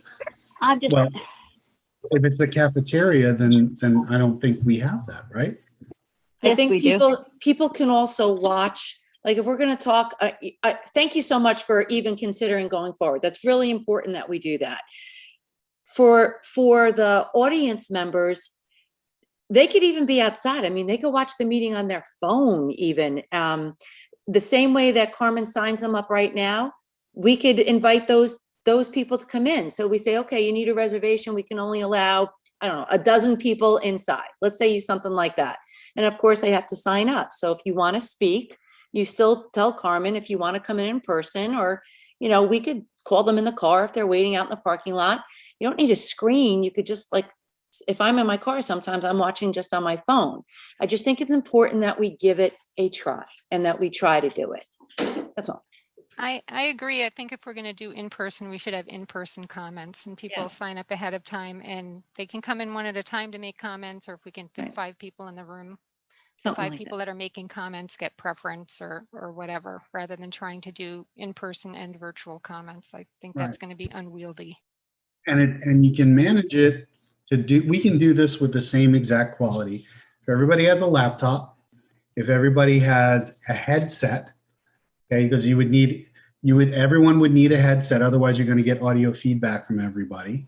Then we have to make sure that we're all logged into Zoom. We all have good quality connections. Greg is probably going to need additional help because he's going to have to manage both the in-person comments and video, which is going to be another camera, and then you've also got to allow somebody to come in. So there is going to be additional help needed. So I think, Joe, your cost estimate is probably on the low side, and it's going to be much higher. So there is a way to do it, but it just takes a lot more effort. It's going to take some testing beforehand to make sure that it's right. So I hope that, our first meeting is not our first test, that we can all get in and manage to do this. Like, it's going to take a lot of effort on our part to come in and make the time and test it out first.